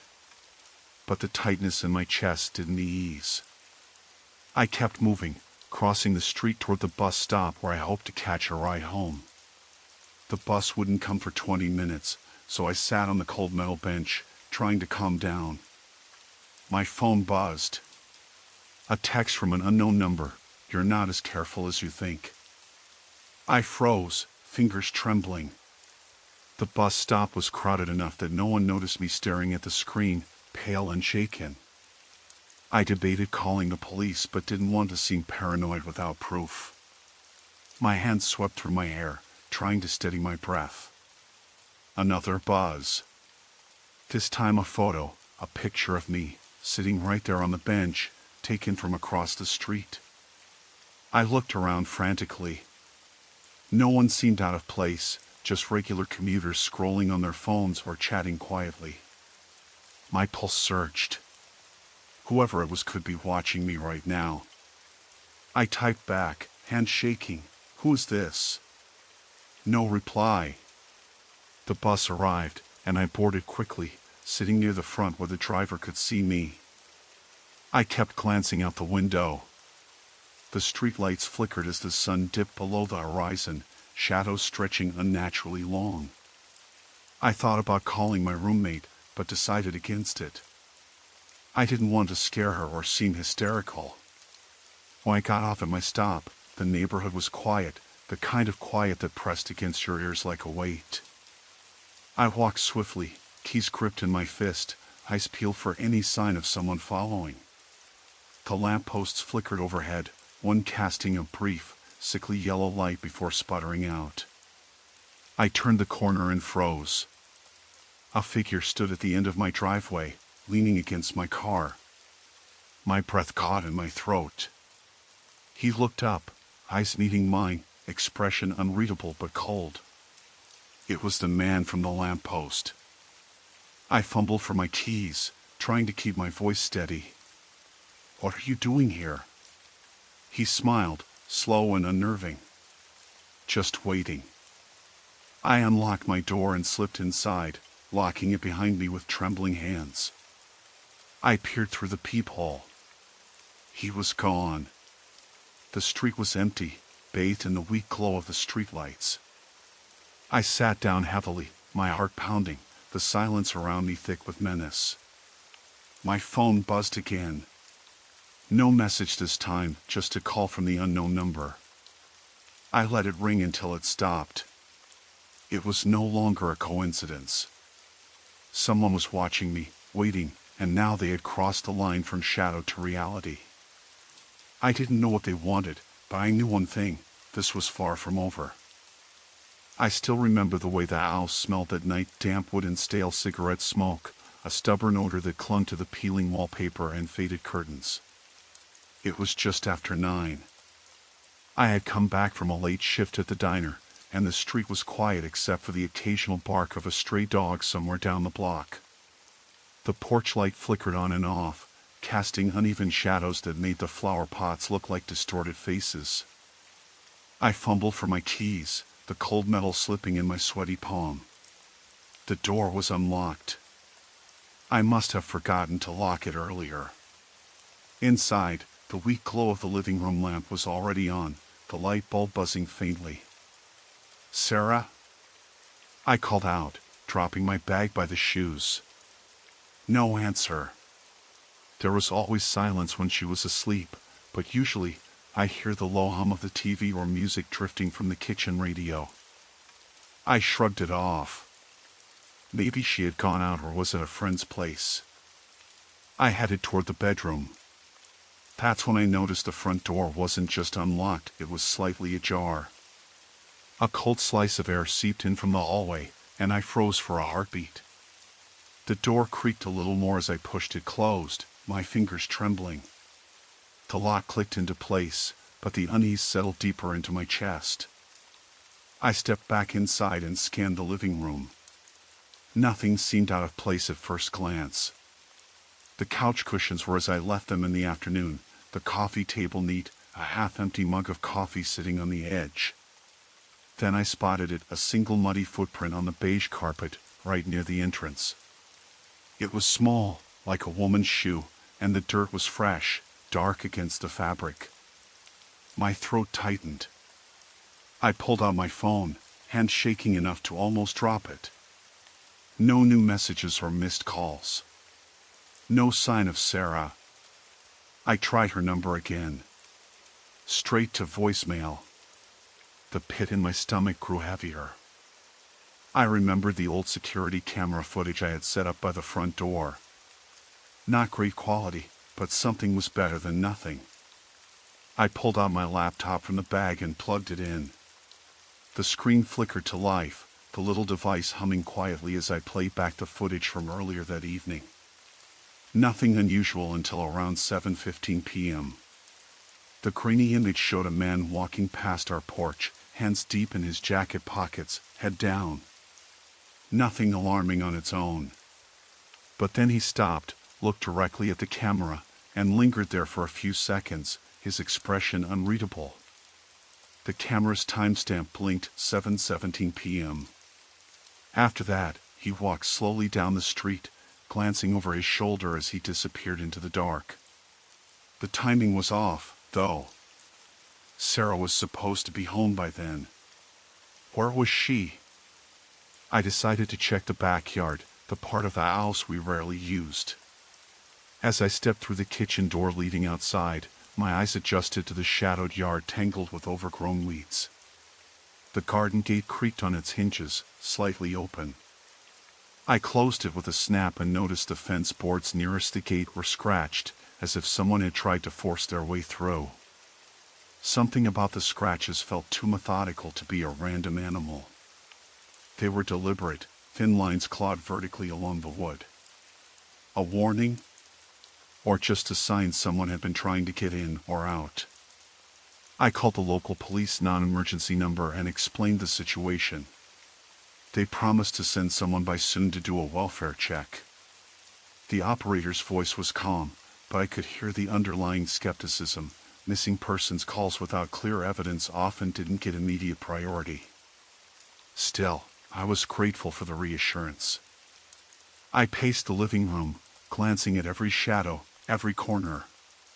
The muffled sound of sirens swelled in the distance, growing louder.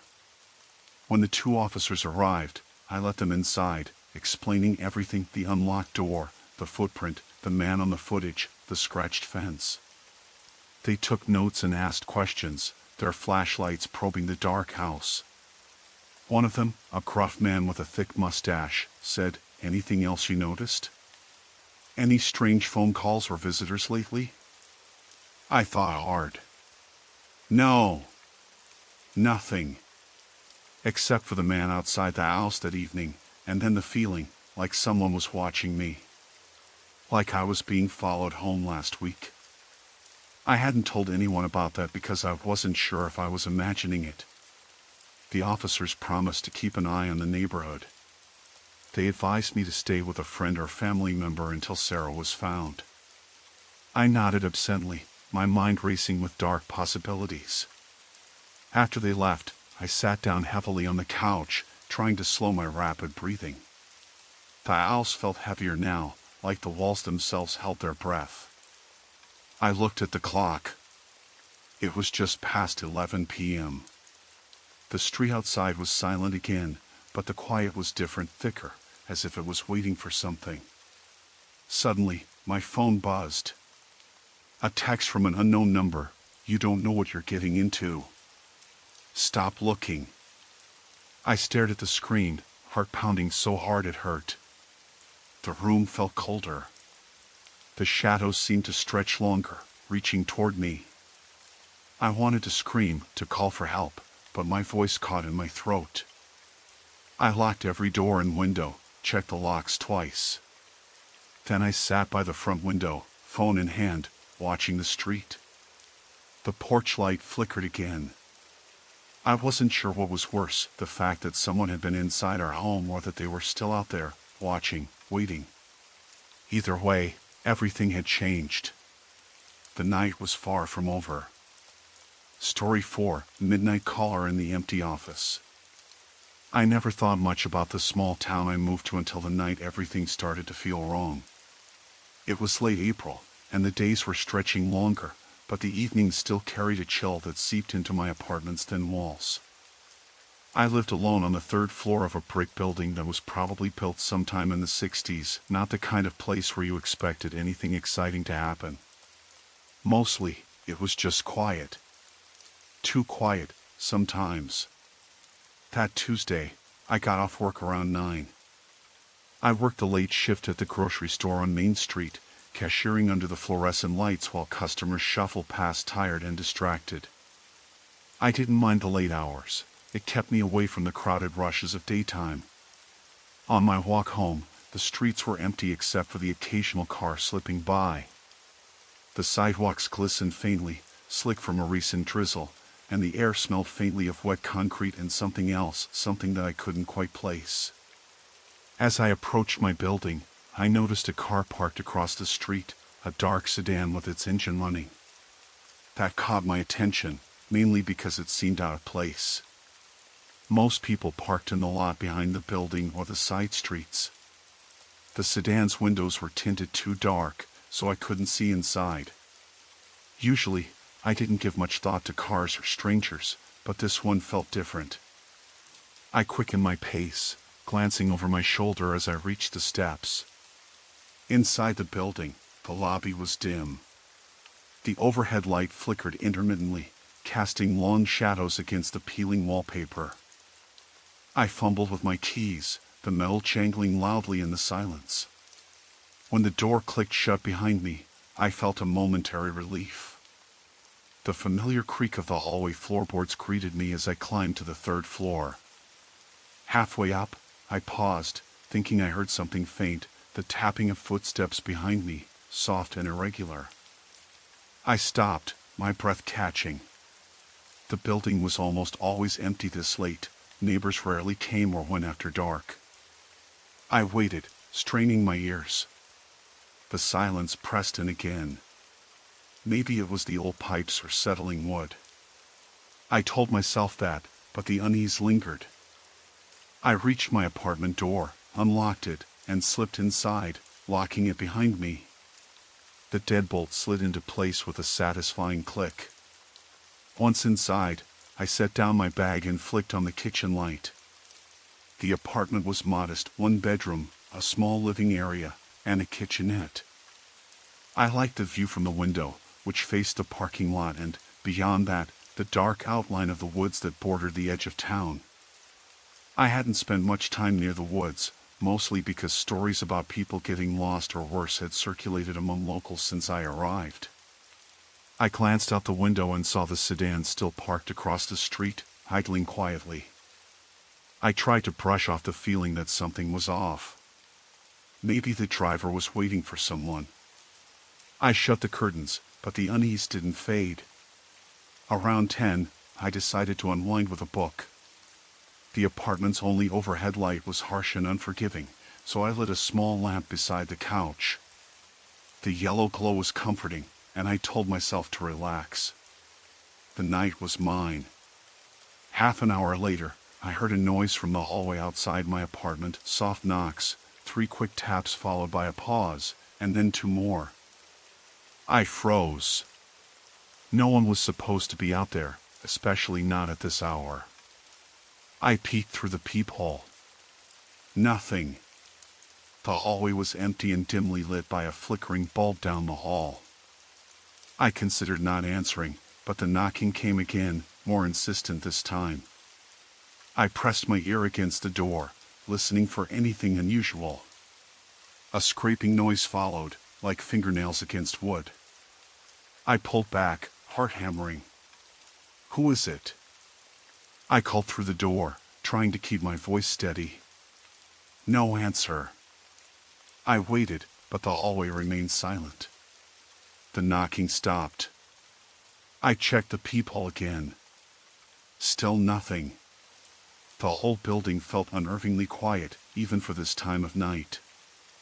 I locked the door again, double-checked all the windows, and even slid a chair against the door handle for extra security. I tried to convince myself it was nothing. Maybe a neighbor confused the floor numbers or someone messing around. Still, the image of that dark sedan outside kept creeping back into my mind.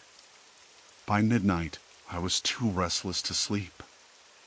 I sat by the window, the curtains half open, watching the empty street. The sedan was gone. But something else caught my eye, a man standing under the street lamp a block away. He was tall, wearing a dark hoodie with the hood pulled up, and his hands stuffed deep in his pockets. He wasn't moving much, just standing there, staring down the street in my direction. I blinked and looked again, but the man was still there. I felt my skin crawl. If someone had just been knocking at my door, was this connected? My fingers trembled as I reached for my phone to call the non-emergency police line, but the signal was weak. I tried again. Nothing but static. I pulled the curtains closed, tried to tell myself I was imagining things. Maybe he was waiting for someone else. Maybe this was all coincidence. But deep down, I knew it wasn't. The next morning, my building's landlord stopped by unexpectedly.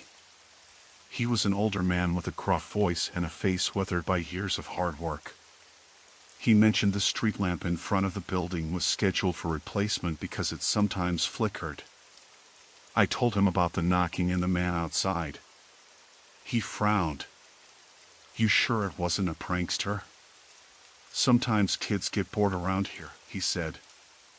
I nodded, but his words did little to ease my unease.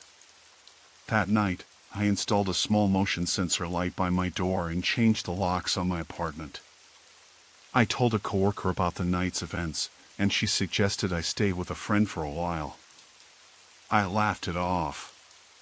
But as I lay in bed, listening to the creaks and groans of the old building settling, the sense of being watched didn't leave me. The idea that someone had been outside my door, knocking and scraping, someone who didn't respond when I asked who it was, forced me to confront a terrifying possibility that the quiet town I thought I knew was not as safe as I had believed. And that night had only been the beginning. It was just past 6 when I left the diner, the late afternoon sun dipping slowly behind the low hills that skirted the edge of town. I had been on my shift all day, working the register and cleaning tables, the usual weekend crowd scattering now that Sunday was winding down. The mood was light in the kitchen, a few of the cooks joking about the next big game, but I was eager to get home. I needed a shower and a chance to sit down somewhere quiet. The air outside had cooled suddenly, carrying the sharp tang of wet earth and something else, something faint and sour that I couldn't place. I locked the door behind me and started the short walk to my car, parked a few spaces down near the far end of the lot where the streetlights hadn't been replaced in years. The bulb above my car flickered as I passed beneath it, casting an intermittent glow over the cracked asphalt. I slowed for a second and looked around. The lot was almost empty, save for a pickup truck idling near the entrance. The driver's window was rolled down a crack, but I couldn't see anyone inside.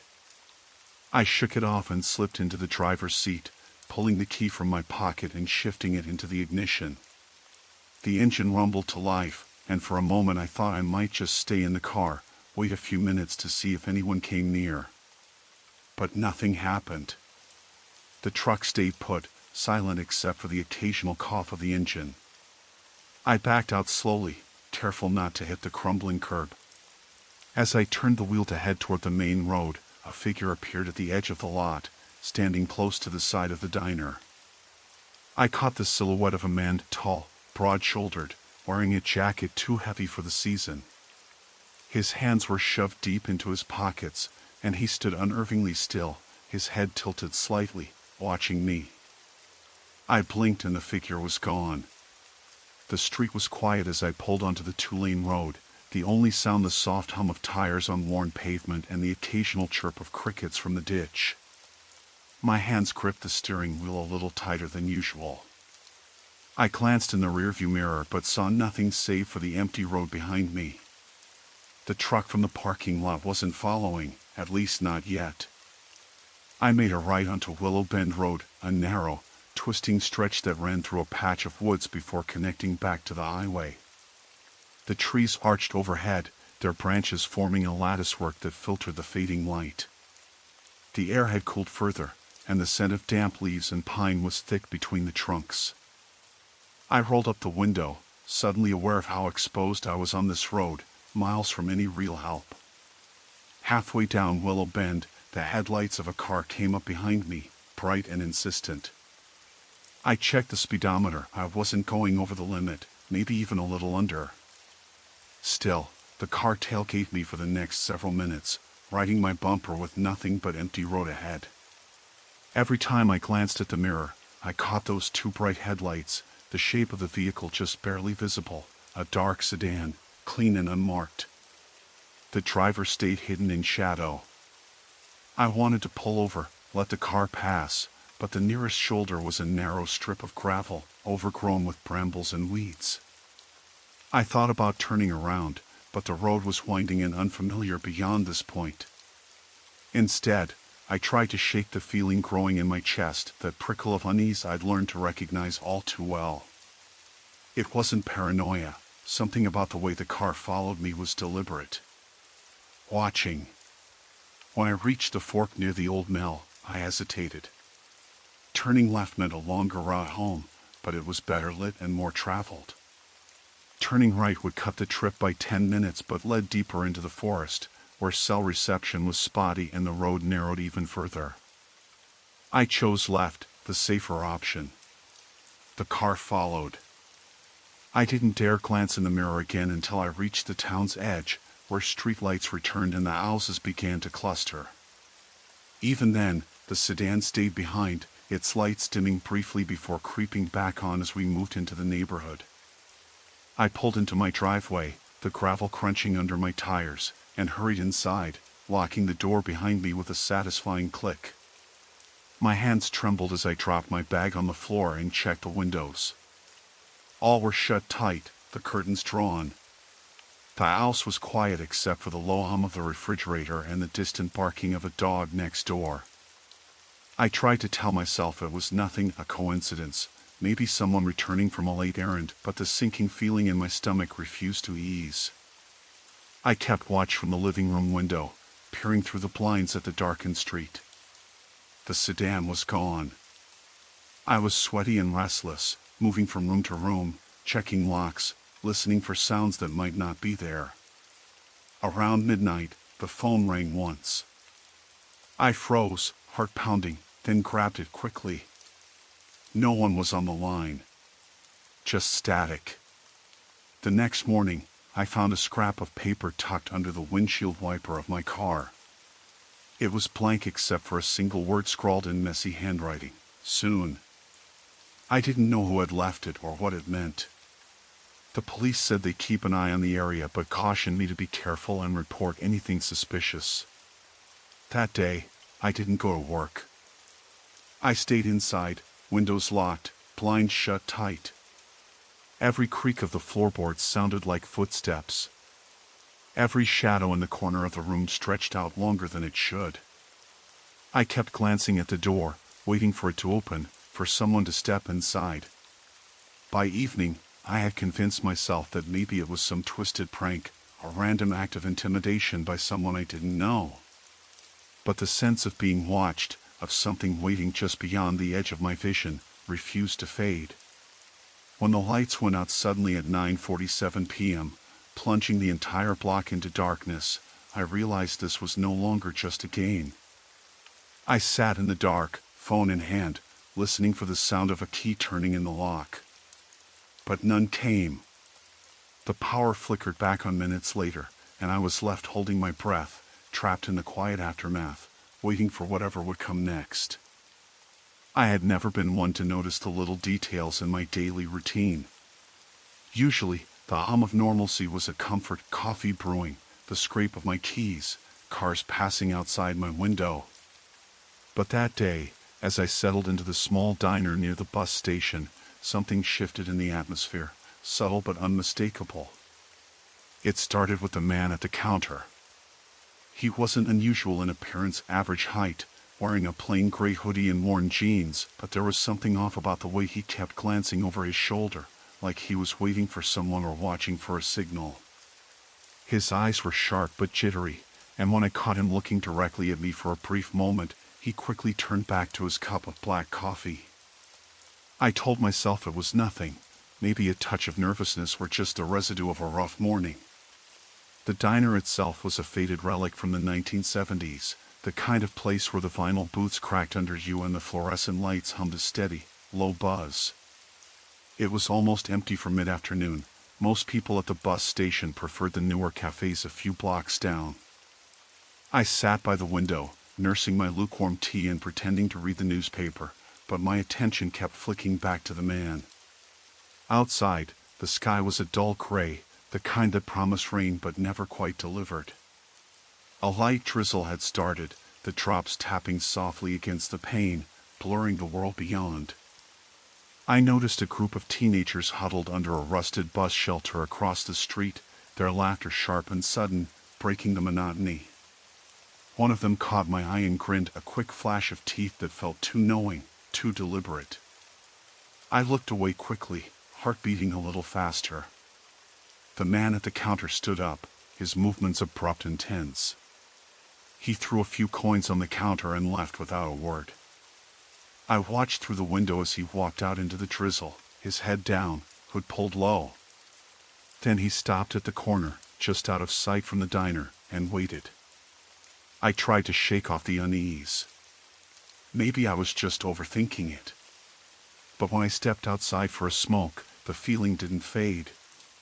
The street was empty except for a couple of cars parked far down the block. The rain had picked up, soaking through the thin fabric of my jacket almost immediately. I lit my cigarette and leaned against the wall of the diner, watching through the misty air. That's when I saw him again, the man. He was standing beneath a street lamp, the light flickering and casting long shadows. He didn't move as I did, but his eyes were fixed on me, expression unreadable. I looked away, telling myself to finish the smoke and go back inside.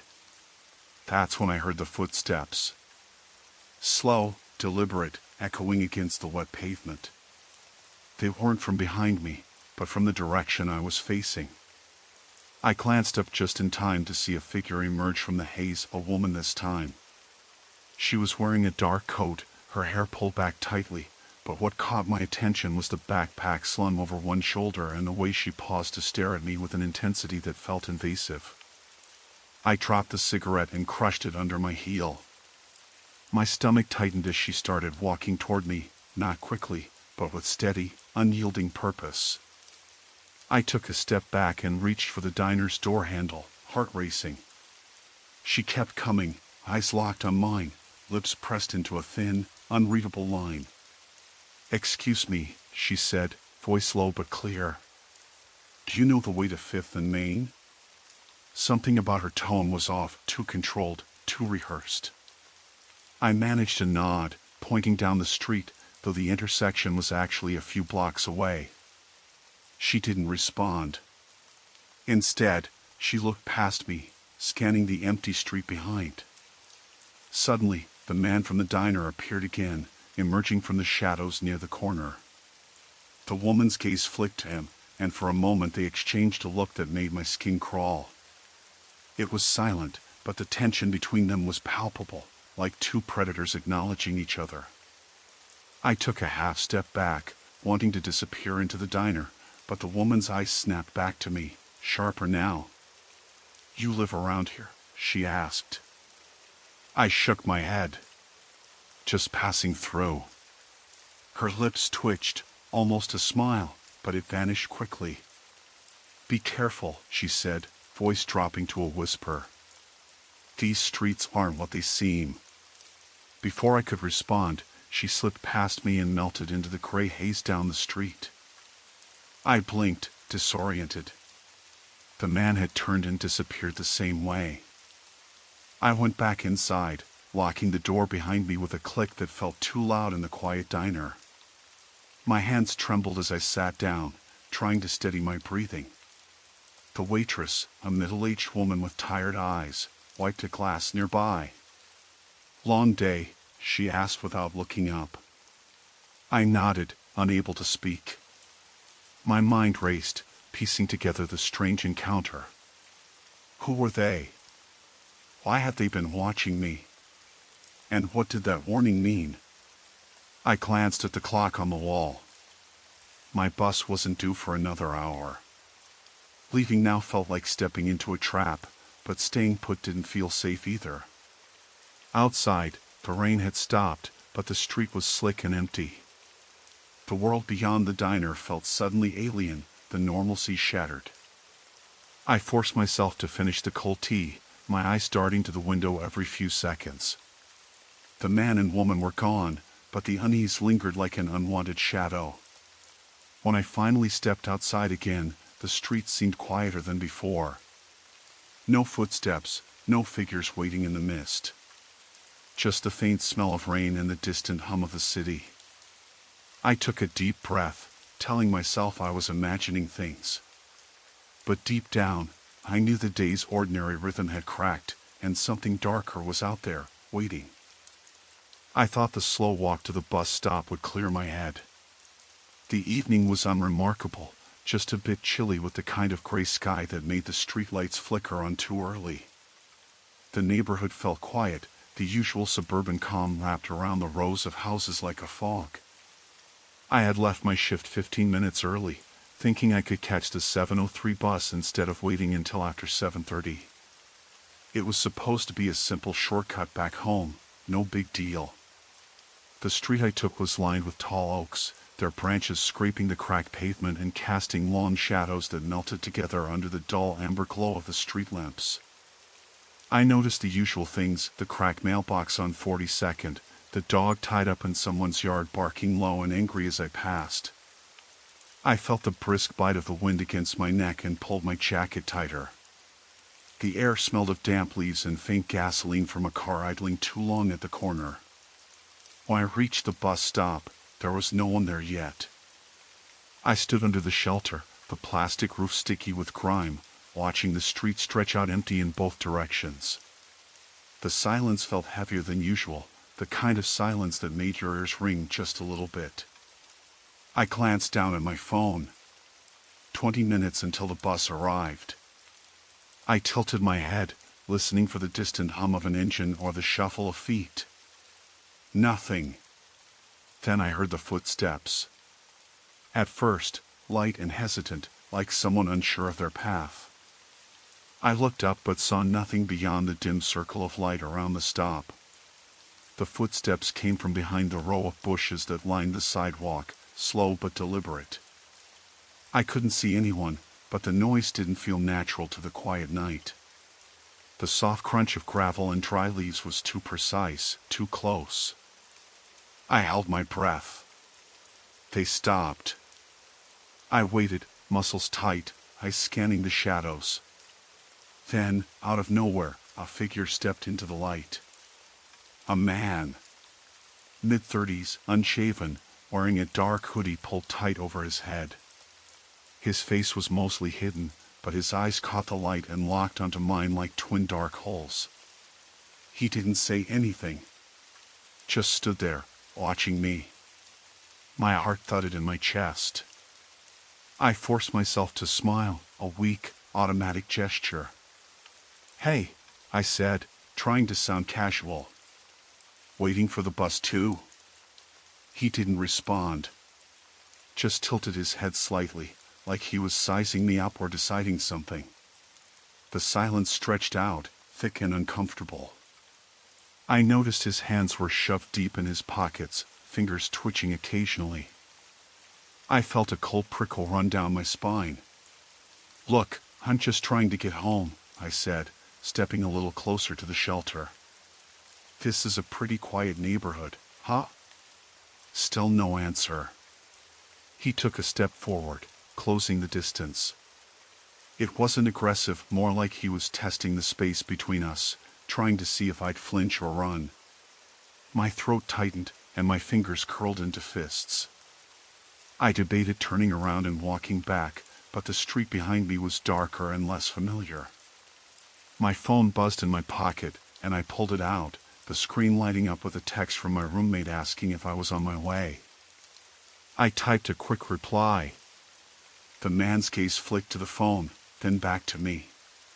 He cleared his throat, finally speaking in a low, gravelly voice.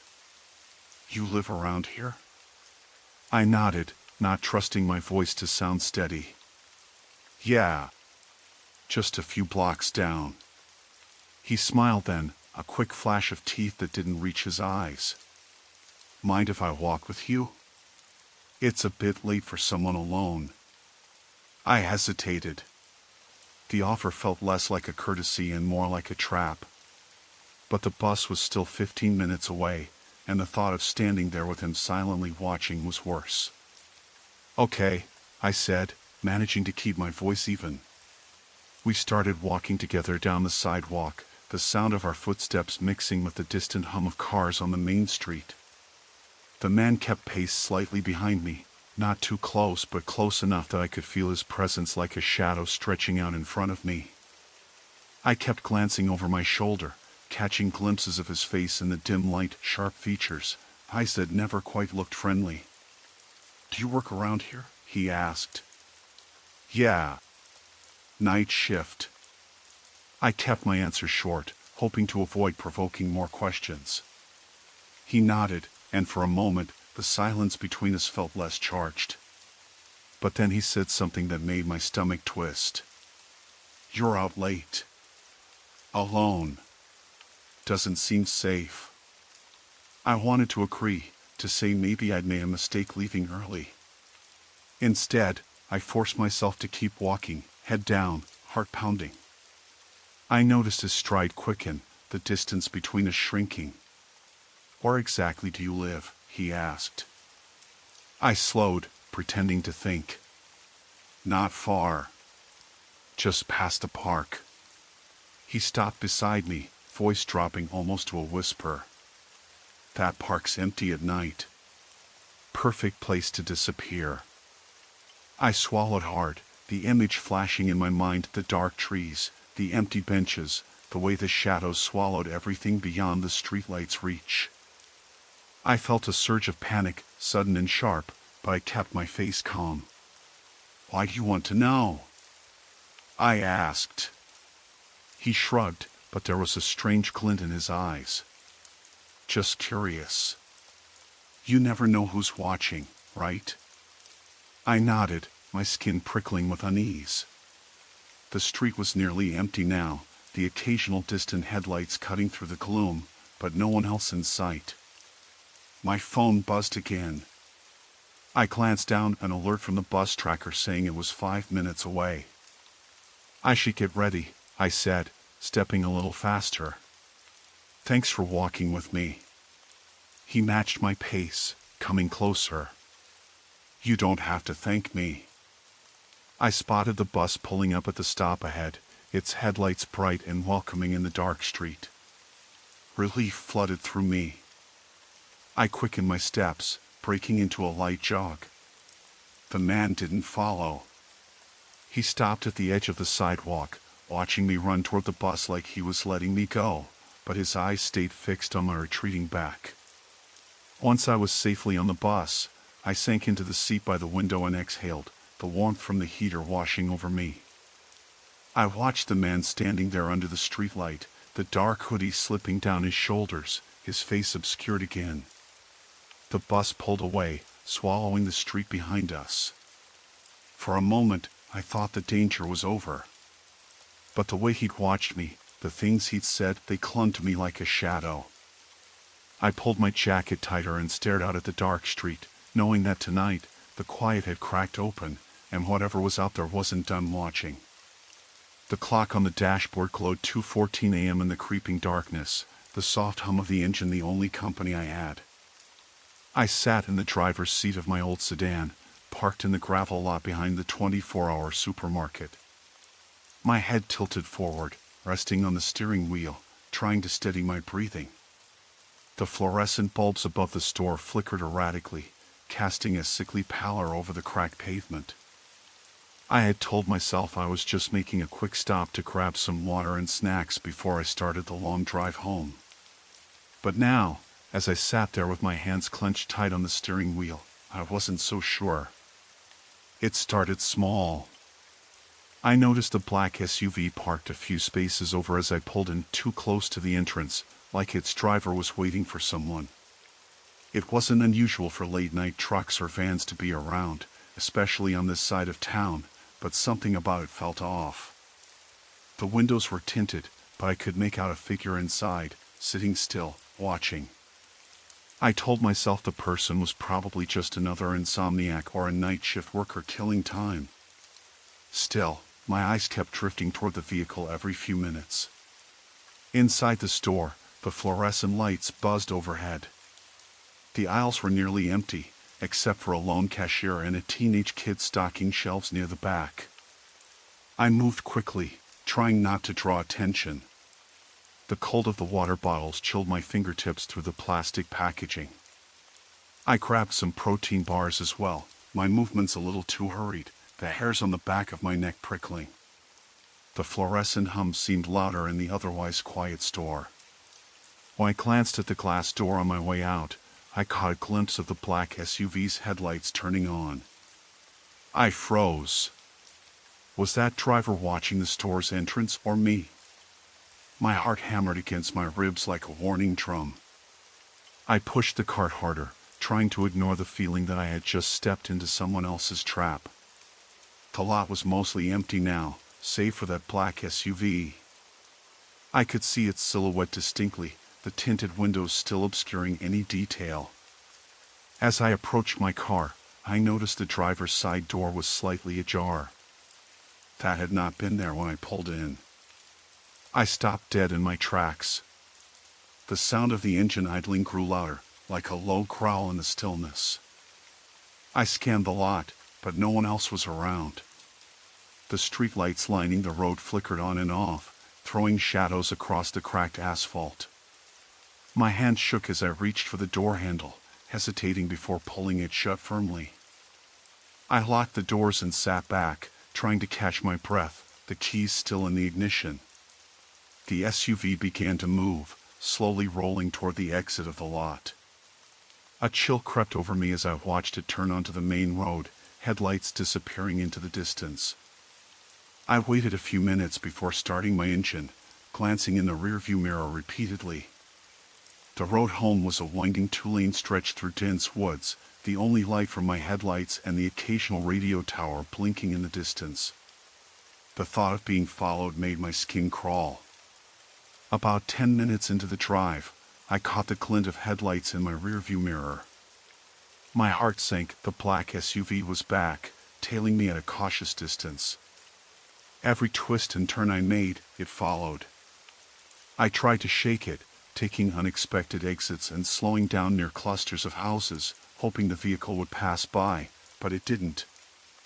I felt trapped, the dark woods pressing in on either side, my only lifeline the thin strip of light in front of me. My phone vibrated on the passenger seat. I ignored it, not wanting to risk distraction. The SUV closed in, the engine's growl low and threatening. I tried to stay calm, reminding myself that there could be a rational explanation. Maybe someone had made a wrong turn, or it was coincidence. But there was no denying the fear twisting in my stomach. Suddenly, a figure darted across the road ahead. I slammed the brakes, tires screeching on the asphalt. The headlights caught the figure for a split second, a man, mid-30s, wearing a dark hoodie that swallowed his face in shadow. He didn't run, he just stood there, unmoving, as if daring me to proceed. My hands gripped the steering wheel tighter, knuckles white. The SUV screeched to a halt behind me, engine idling again. I locked the doors instinctively and took a deep breath, trying to steady my shaking hands. The man on the road raised a hand, not in greeting, but in warning, a silent gesture that sent a shiver down my spine. The SUV's driver's door opened slowly, and the figure inside stepped out. I recognized him then.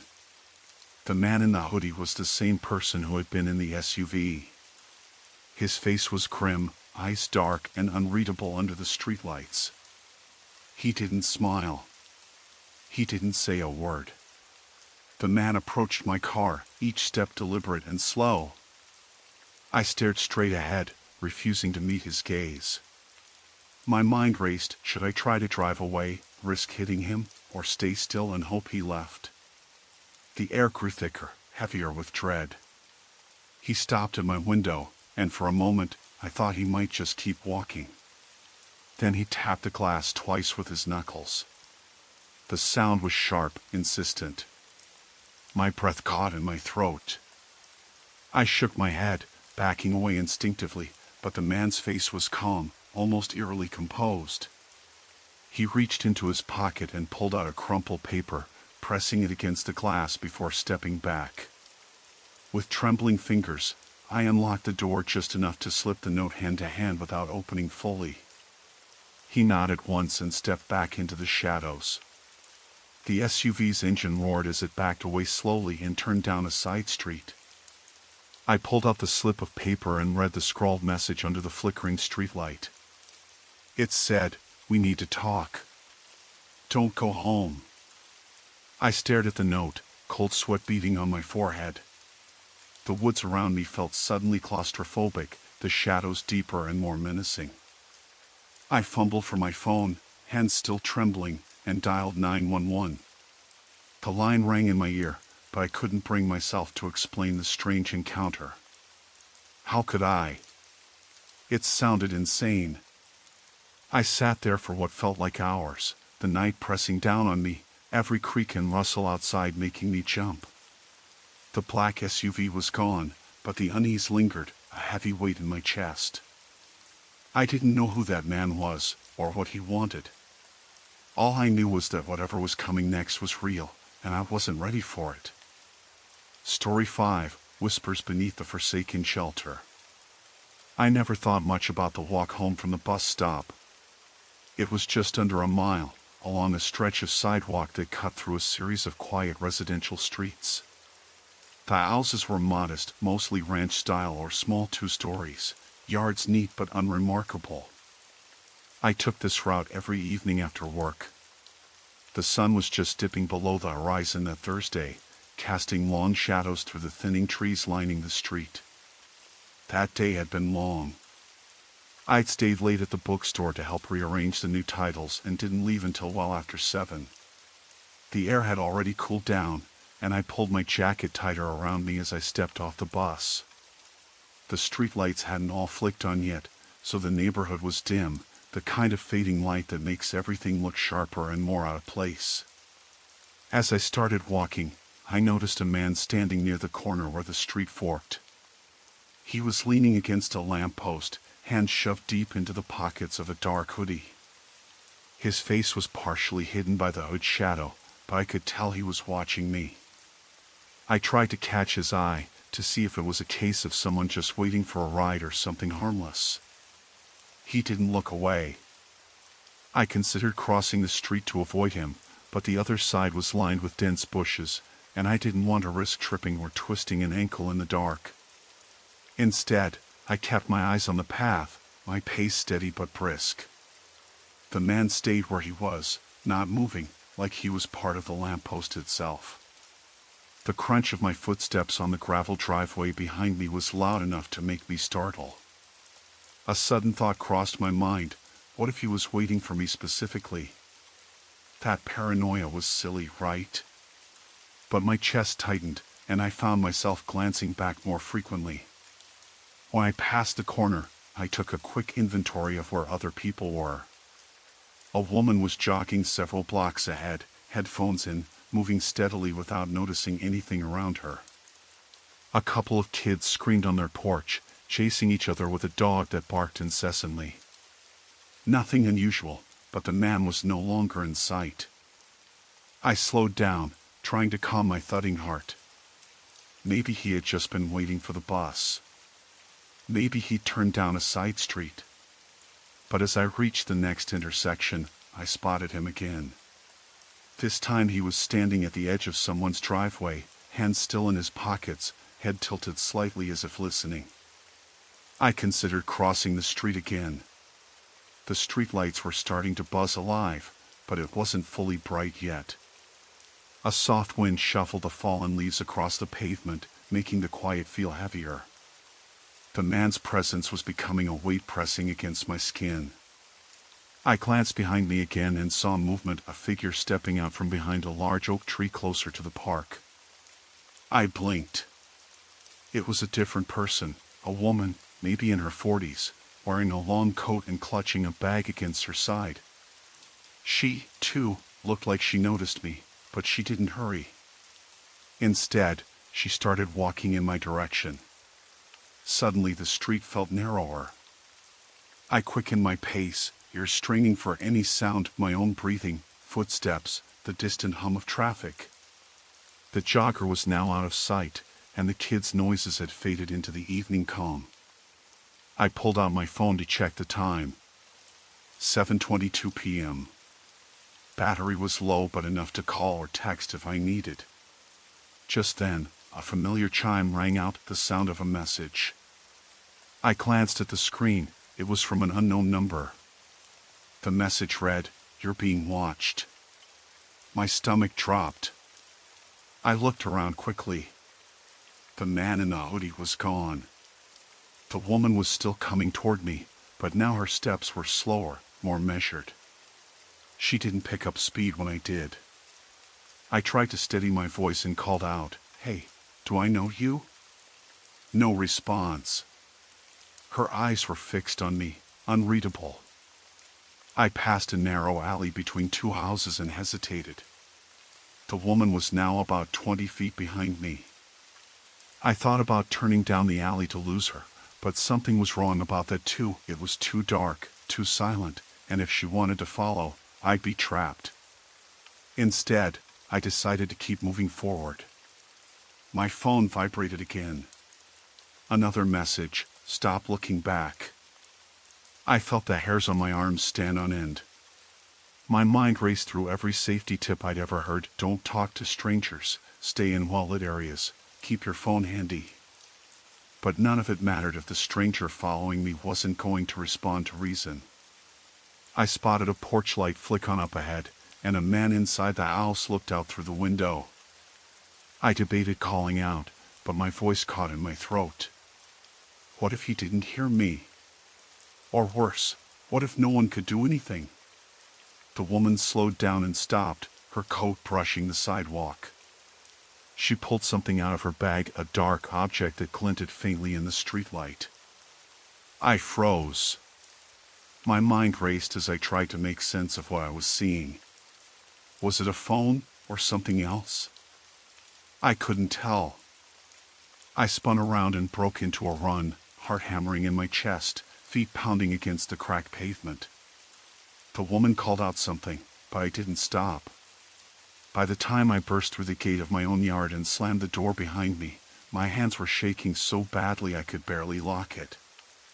I peeked out the window, but the street was empty again. No sign of her. No sign of the man in the hoodie. I sat down, back against the door, phone still trembling in my hand. The messages had stopped. I debated calling the police but hesitated. What if it were all a coincidence? What if I was just overreacting? But then I noticed my front porch light was flickering, and when I looked out toward the street again, I saw a shadow move behind the bushes across from my house. Something about the way it lingered made me realize this wasn't over. I didn't sleep that night. Every creak of the house sounded like footsteps. Every gust of wind was a whisper just outside the window. Somewhere in the dark, someone was watching. It was a Thursday evening when I first noticed him. I just finished my shift at the diner down on Maple Street, the late-night crowd having finally thinned out after the usual Friday and Saturday chaos. Thursday nights were slower, quieter, and I usually enjoyed the solitude on the drive home, just me, the dark road, and my playlist cycling through podcasts and old jazz records. That night, the streetlights flickered as I pulled onto the highway, the rain having just stopped, leaving everything slick and reflective under the amber glow. I thought nothing of it at first. The car behind me kept pace, a little too close, tail lights glaring red in my rearview mirror. I glanced over my shoulder, half expecting it to be someone just in a hurry, but something about the way the vehicle stayed there, matching every turn and brake, felt deliberate. I tapped the brakes lightly, and it followed suit. I switched lanes, and it did the same. My heart quickened, but I told myself to calm down. Maybe it was just coincidence. The road curved sharply ahead, a narrow stretch surrounded by thick pines that blocked the weak moonlight. There was no one around, no houses or street lamps, just dark trees looming on either side like silent sentinels. I glanced back again. The car was still there, its headlights bright and steady, no attempt to pass. I pulled onto a small turnout, a gravel patch meant for maintenance vehicles, and stopped. The car pulled over behind me, engine idling softly. I sat frozen for a moment, my breath catching in the chilly air, the silence pressing in like a weight. The driver's side window of the other car rolled down slowly.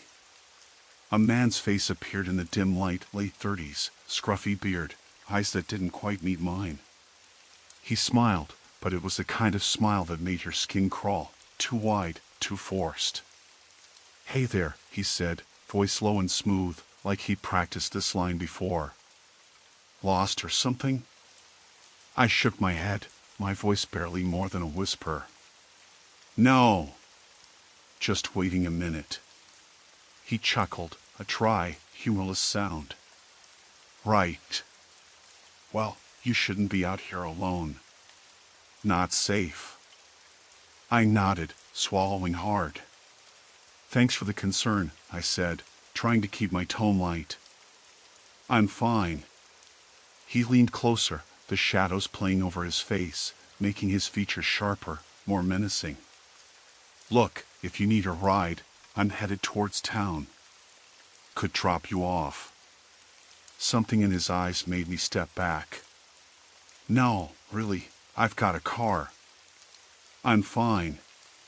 After a moment, he shut the window and started his engine. The car pulled forward slowly and merged back onto the highway, the tail lights disappearing into the night. I sat there a long time, hands trembling on the steering wheel, until I finally forced myself to drive the rest of the way home, glancing in the mirror every few seconds. The next few days were uneventful, or at least that's how I tried to convince myself.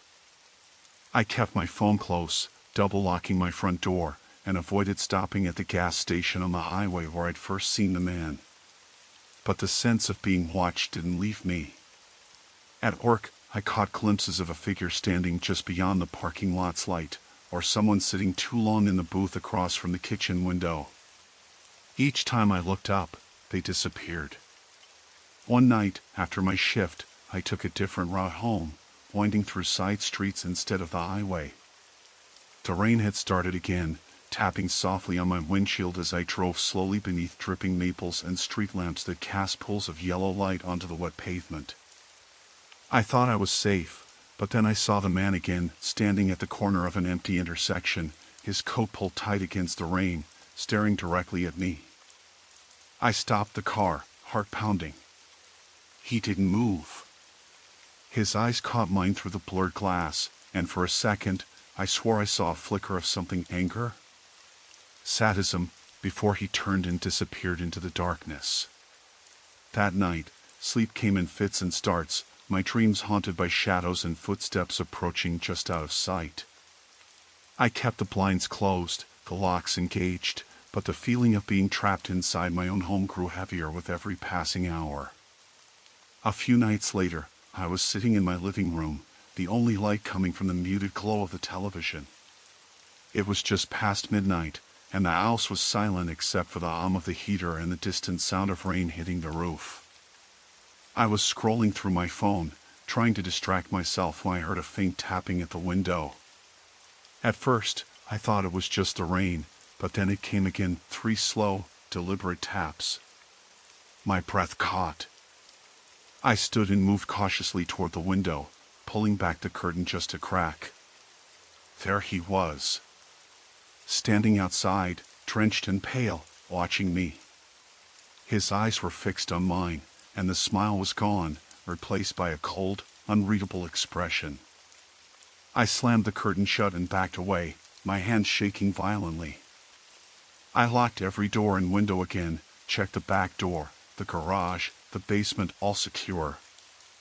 I called a friend, left a message explaining what had happened, and then sat in the dark, clutching a baseball bat I kept under the couch for emergencies. Hours later, when the morning light finally pushed through the curtains, I went outside to check. The grass was wet, the pavement slick. There were faint footprints in the dirt near the side window, too small and shallow to be sure, but unmistakably human. I reported the incident to the police, who promised to increase patrols in the area, but no one came by for days. Meanwhile, the man's shadow seemed to cling to every corner of my life, an ever-present reminder that the danger was real and close.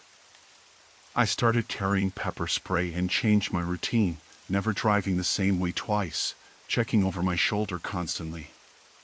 But no matter what I did, I couldn't shake the feeling that he was waiting for me, patient, persistent, watching. One night, the power went out for nearly an hour. I was alone, candles flickering, heart pounding in the oppressive silence. And then, just as I was about to call the police, I heard the faintest sound, a slow, measured knock at the front door. I didn't answer. Instead, I sat in the dark, bat in hand, listening as the knock came again, then stopped. Whatever happened next, I knew this was just the beginning. The ordinary days I'd taken for granted, the commute, the quiet evenings, had been ripped away, replaced by a growing terror I couldn't escape. And I was running out of time. The bus was late. I knew this as I stood on the cracked concrete slab with a handful of other people huddled under an ancient bus stop shelter on the edge of town, the sun dipping behind the rows of boxy apartment blocks that lined the street. The air smelled of wet asphalt and roasting chestnuts from a street vendor's cart that had set up a few feet away. It was a cold evening, but not freezing, just enough to make my breath fog with every exhale. I checked my phone again. No signal. Dead battery. I'd forgotten my charger at the office, and this was the price for neglect. Normally, I wouldn't worry. The bus usually came on time. But today, the delay gnawed at me. I had no idea why. The streetlights were flickering on as the sky darkened to a bruised purple, and the clouds were thick. Somewhere nearby, a dog barked in the distance, sharp and sudden.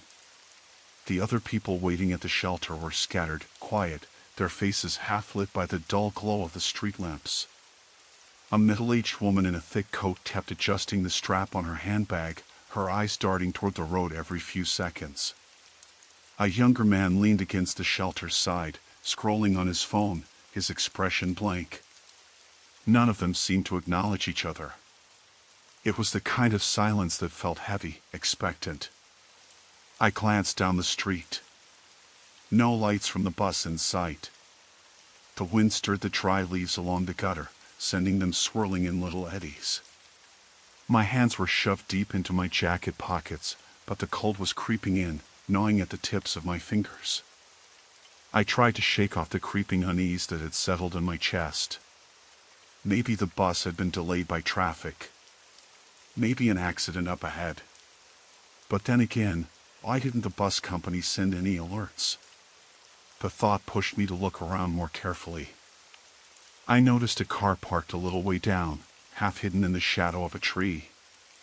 It was an older model sedan, dark blue, I thought, with tinted windows. The car's engine was off, but it was there, sitting still like a watchful predator. I tried to dismiss it as someone waiting for a friend or a family member, but something felt off. The driver's side window was cracked down just a few inches, and I thought I saw a figure inside, slumped low, face obscured. A shiver ran down my spine. I glanced away, focusing on the street ahead. The bus still hadn't come, and the woman nearby muttered something under her breath, clutching her bag tighter. The younger man shifted his weight and looked up from his phone, scanning the street, then back down. Suddenly, I heard footsteps, slow, deliberate, approaching from the far end of the street. There was no one else around, no buildings with entrances on that side, just the street and a patch of overgrown grass leading to the old train tracks. The footsteps were uneven, like someone dragging their feet. I turned, trying to catch sight of whoever it was. The streetlights cast long, wavering shadows, and as the figure moved closer, I saw a man in a dark hoodie, his face obscured but his posture tense. He didn't hurry, just kept coming, step by step, like he was waiting for something or someone. My heart sped up. The woman next to me had stopped muttering and was now staring at the approaching figure. The younger man straightened, slipping his phone into his pocket.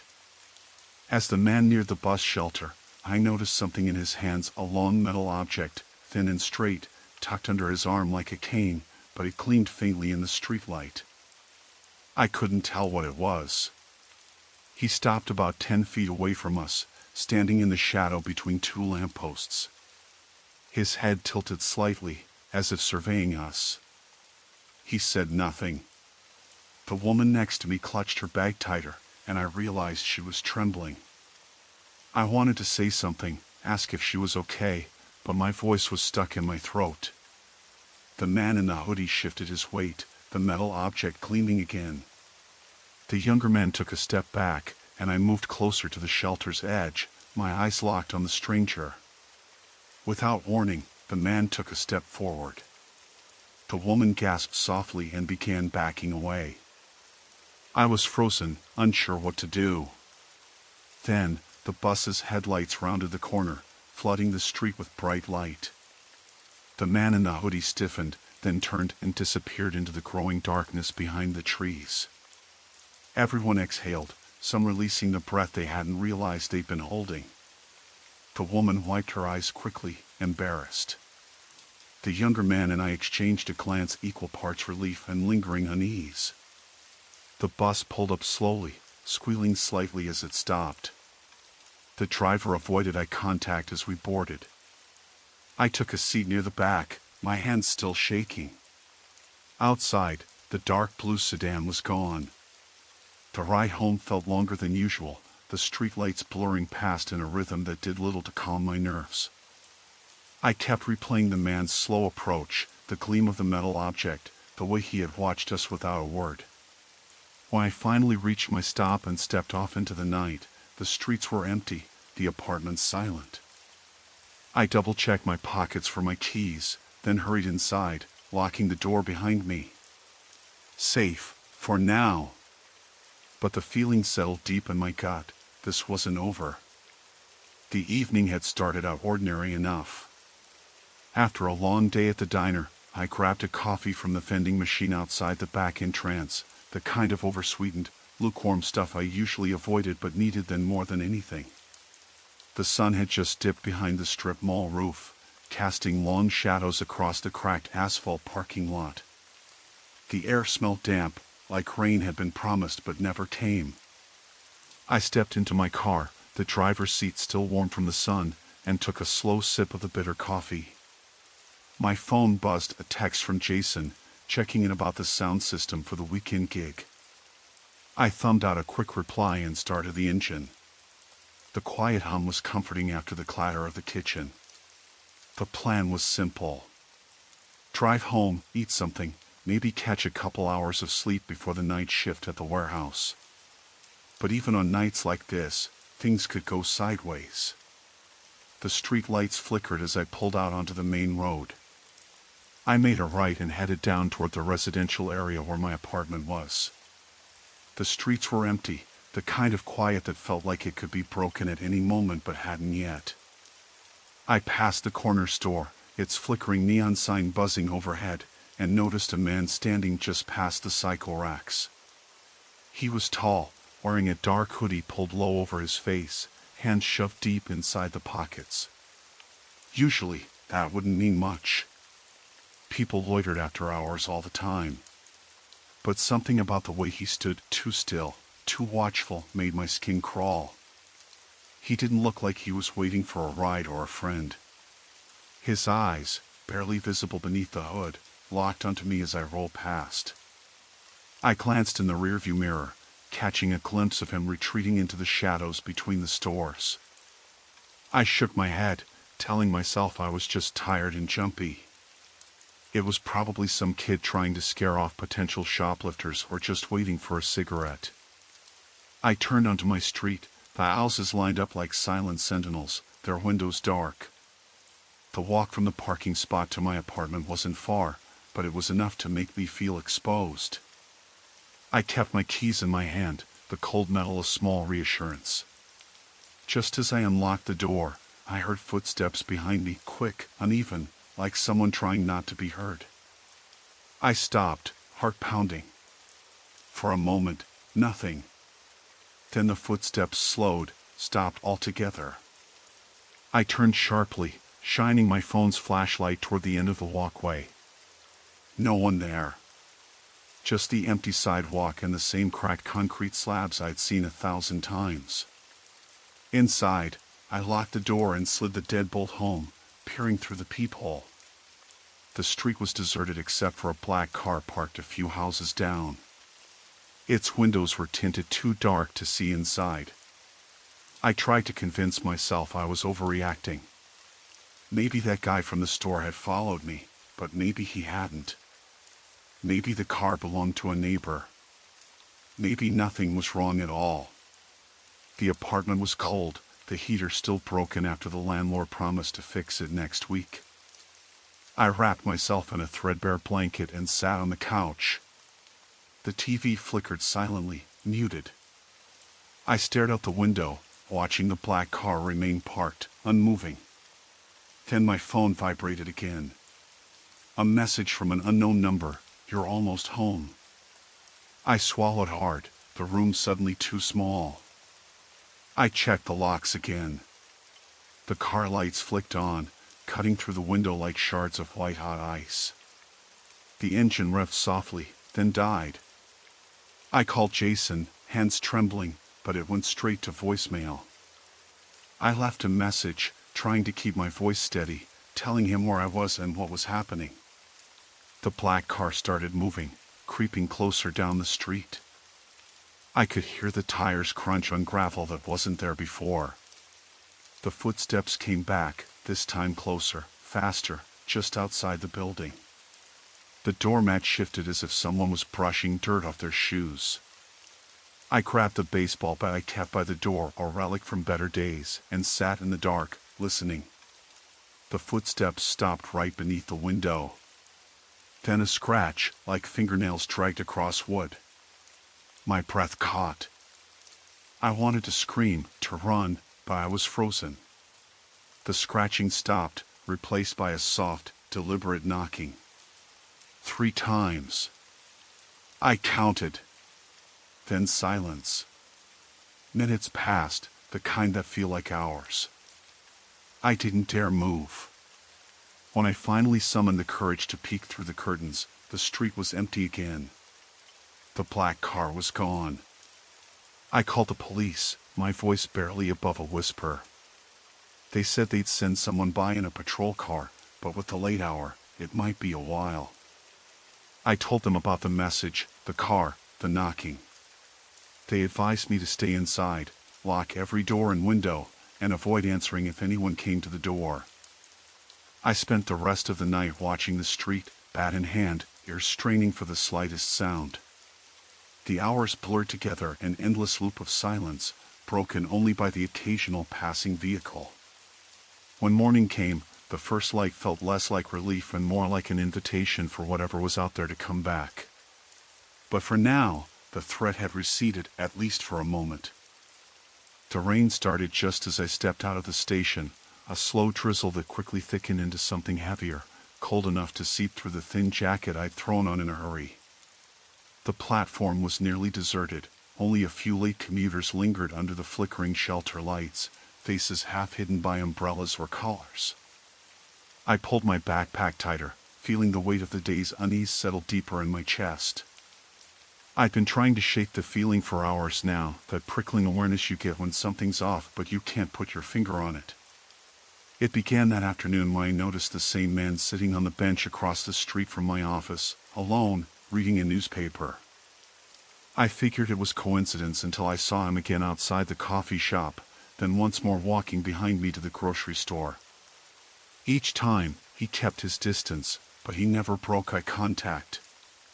When I slowed down or crossed the street, he mirrored my movements, just far enough away to feel like fate rather than threat. But I knew better. Now, walking home through the slick streets, the rain muffled most sounds except the occasional car splashing through puddles and the dull hum of street lamps. I was almost at the corner where the neighborhood thinned out, and the street lights grew patchy, when I heard footsteps behind me, slow, measured, matching my pace. I glanced over my shoulder but saw only the blur of shadows and umbrellas bundled against the rain. The scent of wet pavement mixed with exhaust fumes filled my nostrils, but there was something else too, a faint, lingering smell like tobacco smoke, sharp and acrid against the cool dampness. I tried to focus on the rhythm of my footsteps, forcing my mind back to the mundane, groceries waiting in the fridge, a text from my sister, the weekend plans I'd been looking forward to. But the footsteps persisted, steady and unyielding. When I reached the dim triangle of light beneath the street lamp, I dared a longer look. A figure stood just beyond the light's edge, face hidden beneath a soaked hood, hands stuffed in the pockets of a dark coat. My heart knocked hard against my ribs, but part of me told me to keep moving, to pretend I hadn't noticed. I crossed the street quickly, my boots splashing through a shallow puddle, and the footsteps accelerated just a little. I didn't dare run. I was too far from the main roads, and all those empty houses behind me had no one to call out to.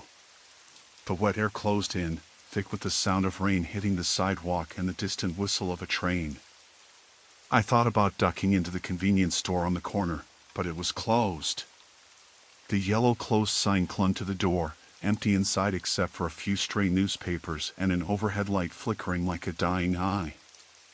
I pulled out my phone. No signal. Just a spinning wheel of waiting, like the universe mocking me. I stuffed it away and kept walking, now clutching my bag strap like a lifeline, eyes darting from shadow to shadow.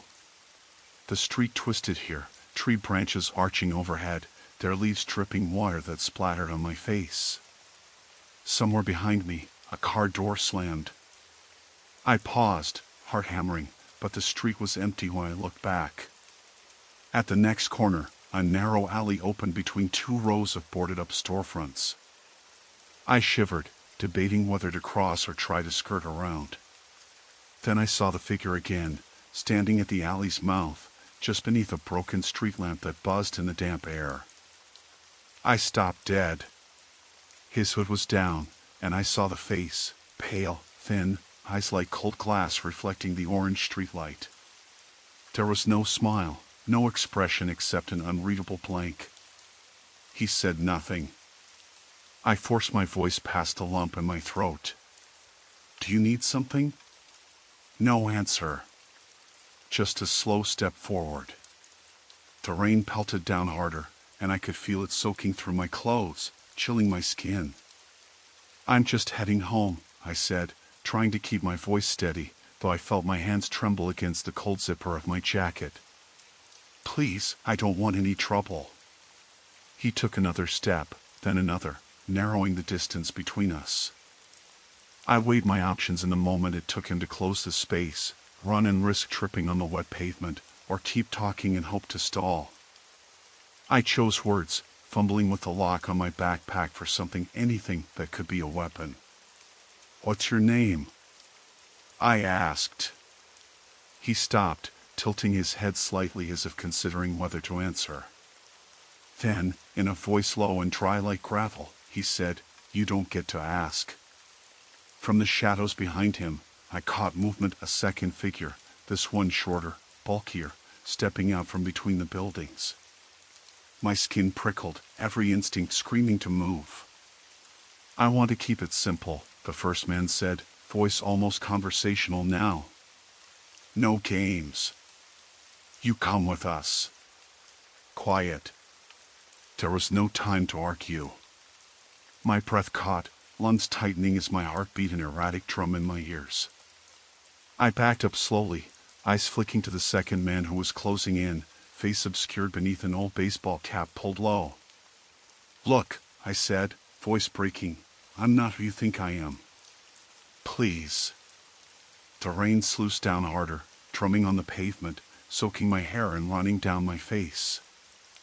I could hear the faint scrape of the second man's shoes on the concrete, the shallow intake of breath from the first. The street around us felt impossibly narrow, suffocating. Then, like a sudden crack in the tension, the sharp scream of a siren in the distance. Both men froze, exchanging a quick glance. The first's eyes darted toward the street where the siren sounded, then back to me. You're lucky this time, he said quietly. Without another word, they turned and melted back into the maze of alleys, swallowed by the darkness and rain. I stood still, chest heaving, the wet cold bleeding into my skin. The siren grew louder, then faded again into the night. I didn't move until the last echoes disappeared, then ran to the main road where a few cars passed by, their headlights cutting through the curtain of rain. At my apartment door, hands shaking, I double-locked it and pressed my ear to the wood. The rain was a steady roar outside, but inside was thick silence. I sank against the door, trying to catch my breath. The memory of those glassy eyes burned behind my eyelids. I didn't know what they wanted. I didn't know if they'd come back. But I knew I wasn't safe, not anywhere I thought I was. And that was the thing that terrified me most. Story 6, Whispers Beneath the Isolated Cabin. I was halfway through my second cup of coffee when I noticed it. The old red pickup truck parked just across the street from my apartment building. I lived on the third floor, so the street wasn't usually the first thing on my mind in the mornings, especially not on a Sunday, when the city felt quieter and the usual hum of cars and pedestrians slowed to a trickle. But there it was, sitting on the cracked asphalt, the paint faded and peeling like it hadn't seen a proper wash in years. The truck wasn't unusual by itself. There were plenty of old vehicles scattered around the neighborhood, but I'd never seen it before. Not in the 6 months I'd lived here. I glanced away, convincing myself I was overthinking it. Maybe it belonged to one of the neighbors who was out early. The sun was just peeking over the rooftops, casting long shadows that stretched down the street. The air smelled faintly of rain, though the sky was clear. I wrapped my hands around the warm mug and leaned out the window, curious but telling myself not to get distracted. I had a long day ahead, papers to grade, emails to answer, and a grocery run planned before the evening. When I looked again, the truck's engine was running. The driver's side window was rolled down, and a man was sitting behind the wheel. I couldn't make out his face clearly. The morning light hit him just wrong, leaving his features in shadow. He didn't move, just sat there, staring straight ahead like he was waiting for something or someone. For a moment, my stomach tightened, a vague but persistent unease curling inside me. My first thought was to believe it was nothing. People waited in cars all the time. But then I noticed the passenger door was slightly ajar, swinging gently in the breeze. No one was getting in or out. No one around except that man in the truck. I pulled my head back inside and locked the window. The truck stayed there for nearly an hour. I caught glimpses of it between doing stretches and washing dishes, always stationary, always running, always that same figure behind the wheel. My phone buzzed with a text from my friend Jenna, asking if I wanted to meet for lunch. I typed back a quick yes, grabbing my keys and stepping out just as the truck's engine finally cut off. Outside, the street was quieter now. The man was gone, but the door of the truck remained wide open, creaking softly in the wind. I hesitated. Should I close it? Or call the police? But it felt strange to raise a fuss over an abandoned vehicle. Maybe the driver had left it to grab something nearby. I shut the door carefully and locked it, glancing around. No one was watching. No one was following. Just the occasional distant bark of a dog and the steady hum of the city waking up.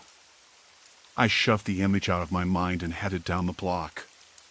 The grocery store wasn't far, and the fresh air helped clear the tightness in my chest that was growing without reason. On the way, I passed a man sitting on a bench near the small park at the corner. He looked up as I walked by, eyes dark and unblinking beneath a baseball cap pulled low. I returned his gaze for a moment longer than I intended, feeling the weight of it settle in my gut. Then I looked away quickly, telling myself I was just paranoid. Inside the store, the usual fluorescent lights buzzed overhead as I grabbed a basket.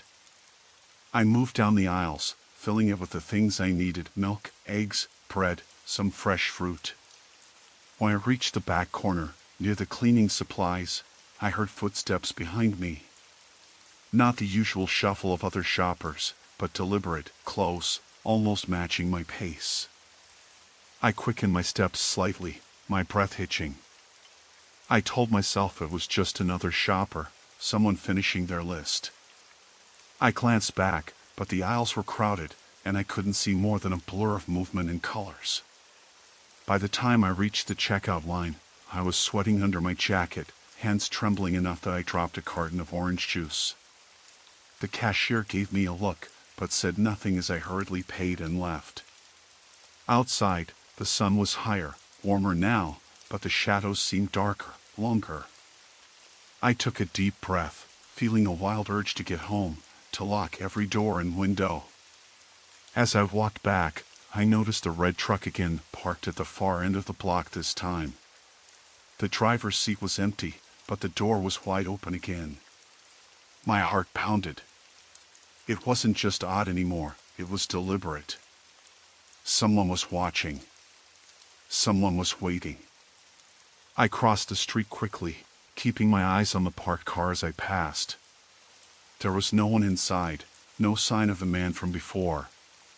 But as I rounded the corner toward my building, I caught the sound of footsteps behind me again, this time closer, faster. My steps faltered. I glanced back, catching a glimpse of a figure disappearing into a narrow alleyway between two storefronts. Cold sweat beaded on my forehead. I wanted to call out, to run, but my feet felt rooted to the pavement. I took a deep breath, telling myself it was just someone taking a shortcut, someone who didn't mean harm. But the stories I heard, the warnings on neighborhood message boards about break-ins and assaults, all crowded into my head.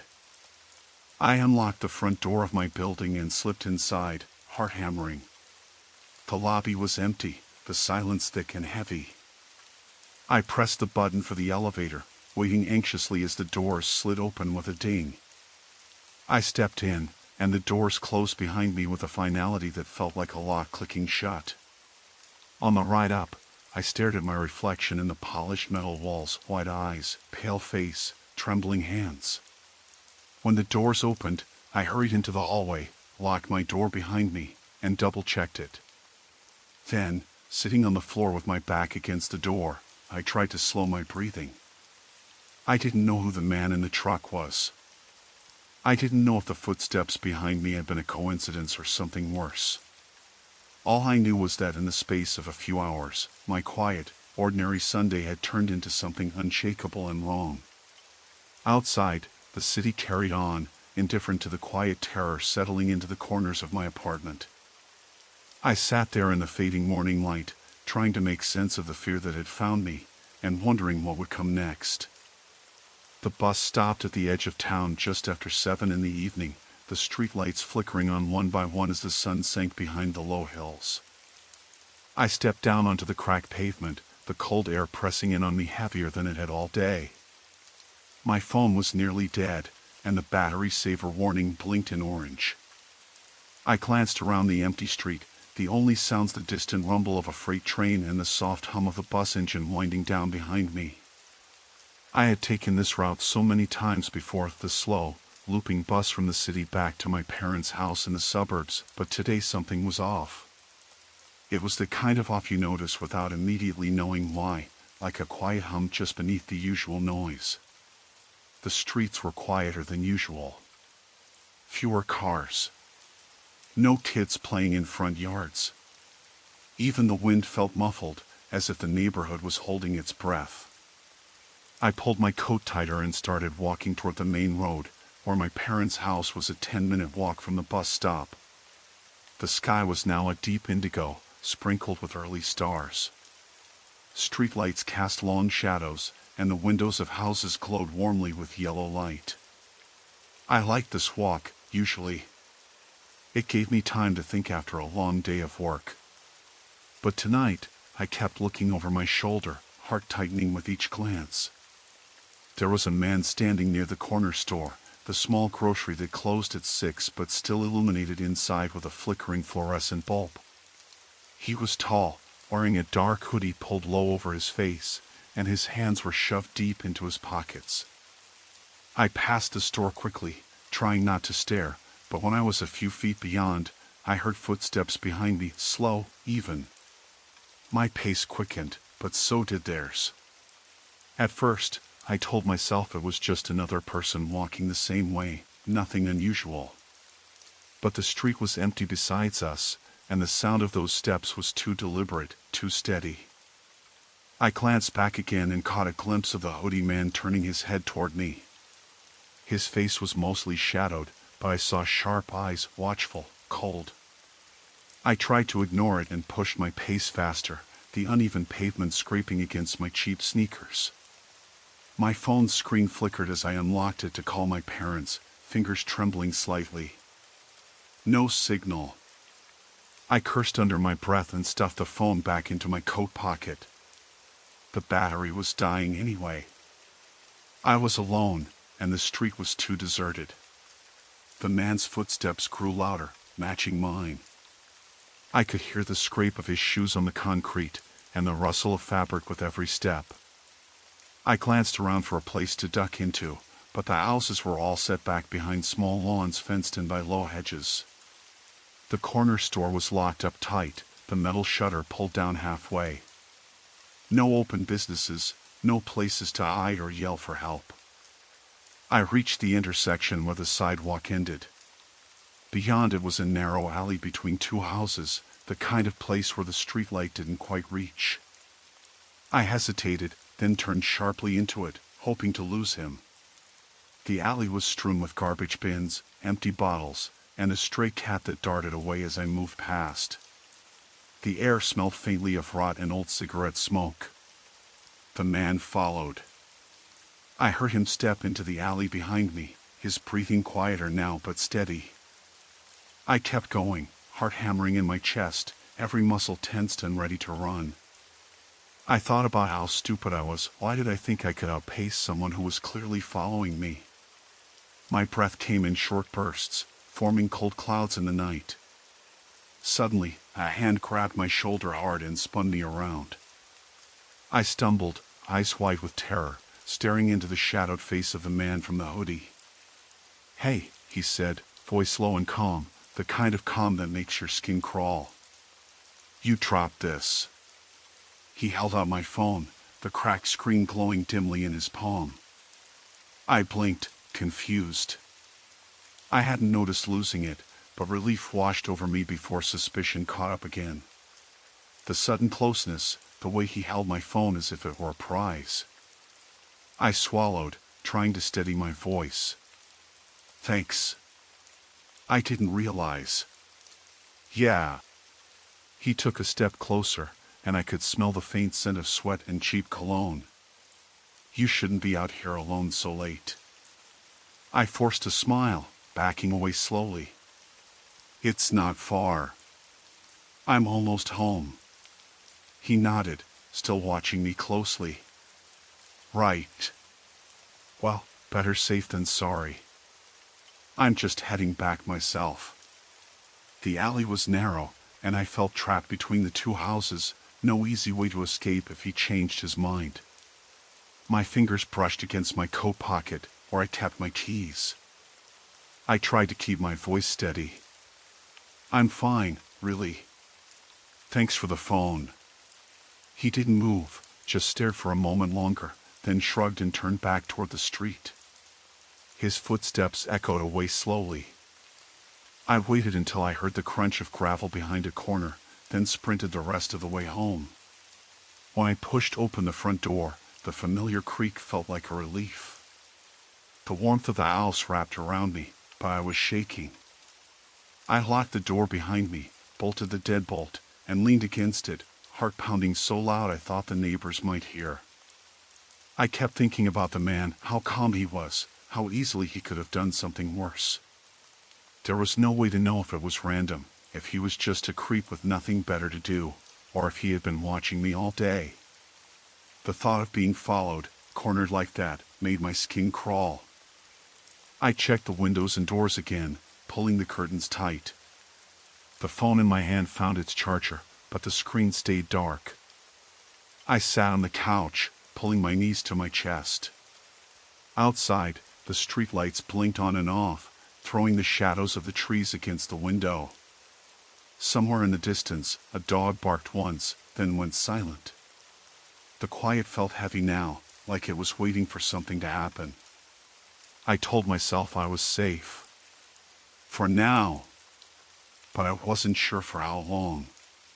When I left the office that night, the sky was already velvet black, and the streetlights along 14th Avenue glowed sickly orange through a thick layer of early autumn fog.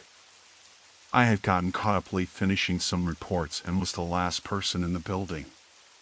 Usually, I took the subway home, but after hearing about a couple of muggings near the station recently, I decided to walk the few blocks up to my car instead. I told myself it was an extra precaution. It was only a 10-minute walk, and the neighborhood wasn't exactly dangerous, at least not in the broad daylight. As I stepped out onto the street, the fog felt heavier than I expected, curling around my ankles and dampening the city noise until everything seemed muffled and distant. I pulled my jacket tighter and started walking briskly, the click of my shoes on the sidewalk echoing in the quiet. For a moment, I thought I saw a figure standing just beyond the reach of the street lamp's glow on the corner of 15th and Maple. The shape was hunched, maybe a person waiting for a bus, but it was too dark to tell. I blinked, and it was gone. I shook off the unease and kept moving. The air smelled like wood leaves and exhaust fumes, a heavy mix that felt sticky against my skin. My breath came out in little white puffs, even though the air wasn't that cold yet. The street was almost empty except for the occasional car rolling by with its headlights cutting through the fog like searchlights. I tried to focus on the mundane sound of my footsteps, the hum of distant traffic, the faint chime of a late-night diner sign buzzing somewhere ahead. A few blocks down, I noticed a man walking behind me. I didn't turn around at first. It was common to have others on the street, even this late, but something about the way he moved made me tense up. He wasn't keeping pace, he was slower, shuffling with a kind of loose-limbed awkwardness. His silhouette looked a little too bulky for the pitch black of his hoodie, like he was carrying something heavy under it. I quickened my pace, telling myself it was irrational to be scared of a stranger just because it was late. Besides, I wasn't alone. There were streetlights every half block, and a few apartments had their windows lit up. I could see into one on the 3rd floor where a woman was reading on her couch, a small lamp casting a warm glow over her face. Normal people lived here. Nothing bad happened here. Still, the feeling of being watched stretched in my chest, tightening like a noose. I glanced back once, just a quick flick of the eyes, and the man was there, maybe 20 feet behind, his head tilted down as he looked at the cracks between the sidewalk slabs. He didn't look up. The hood shadowed his face, but I could see the faint glint of something metallic hanging from a chain around his neck, catching what little light there was. I tried to focus on my breathing, telling myself to relax, but my heart was pounding in my ears. I was almost at my car now, parked under a blinking street lamp that buzzed and sputtered. The lot was half empty, and the faint outline of my sedan was visible through the fog. As I reached the edge of the lot, I heard footsteps behind me again, but now they were quicker, smaller, and irregular, almost like a limp. I turned sharply, the beam from my phone's flashlight cutting through the mist. No one there. Just the empty street and the rustling of leaves caught in the gutter.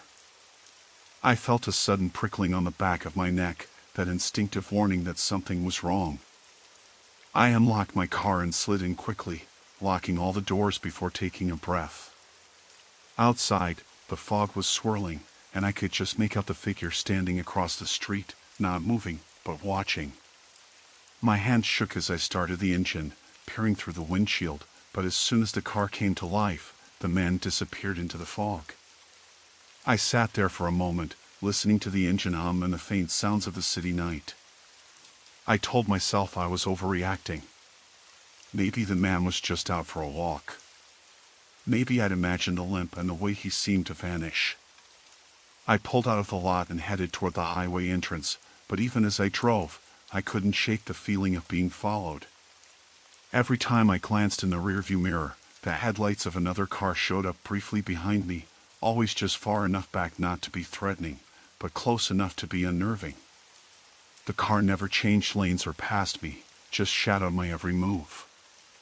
I tried taking side streets, looping around blocks to lose the tail, but each time I circled back to the highway on-ramp, the same headlights reappeared. My heart throbbed painfully in my chest, sweat slicking my palms on the steering wheel. I knew I should call the police, but I didn't want to seem paranoid if it was nothing. Still, that nagging fear had settled deep and cold. Eventually, I took the exit toward my neighborhood, hoping to find some relief in the familiarity of home. The street was quiet, the houses dark except for a few faint porch lights. As I slowed down, the car behind me brake-checked me by slamming on its brakes until I nearly hit the bumper. My heart leapt into my throat, and I slammed on my brakes, skidding slightly on the wet pavement. The car flashed its high beams, then sped off into the night. My hands grasped the wheel tightly. I sat frozen for a moment, listening to the silence that fell afterward, my breath ragged and shallow. I didn't know who that driver was or why they were following me, but now there was no denying it. I was being hunted. Maybe not in some grand, sinister plot, but something about the calculated way they had tailed me felt predatory, like a cat stalking its prey. My phone was sitting on the passenger seat, and I finally had the courage to call Mom. Hearing her voice, warm and worried, was a small comfort in the otherwise cold and hostile dark. By the time I got into my apartment, double-locked the door, and slid the deadbolt into place, the adrenaline started to ebb, replaced by a bone-deep exhaustion.